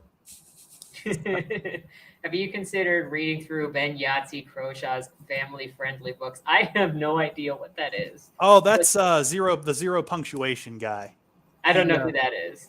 So he used to do video game reviews and release them every Wednesday. He was really big for a long time, and I think he's still pretty big. But he does video game reviews, and I think they come out every Wednesday. And he was pretty funny for a while. He's been pretty hard on video games most of the time. But he's one of the few that when all the other ones were getting involved in politics, he just kept talking about the games. Nice. So, but he's an Australian guy. I might hang off on the Australian authors for a bit. No, you don't want to go Mania next. I don't think Mania has any books out, does he? No, he doesn't. Not yet. No, trust me, when he puts out a book, I will be putting out a review on that book. I will. Anyway, if you have books that you want to suggest, go to the Discord, because Alex and I are both on the Discord, and pretty much like everybody in the chat's on the Discord. If we want to determine what to read together, just come onto the Discord. With that said, thank you everybody for joining us. Have a great week, and don't die.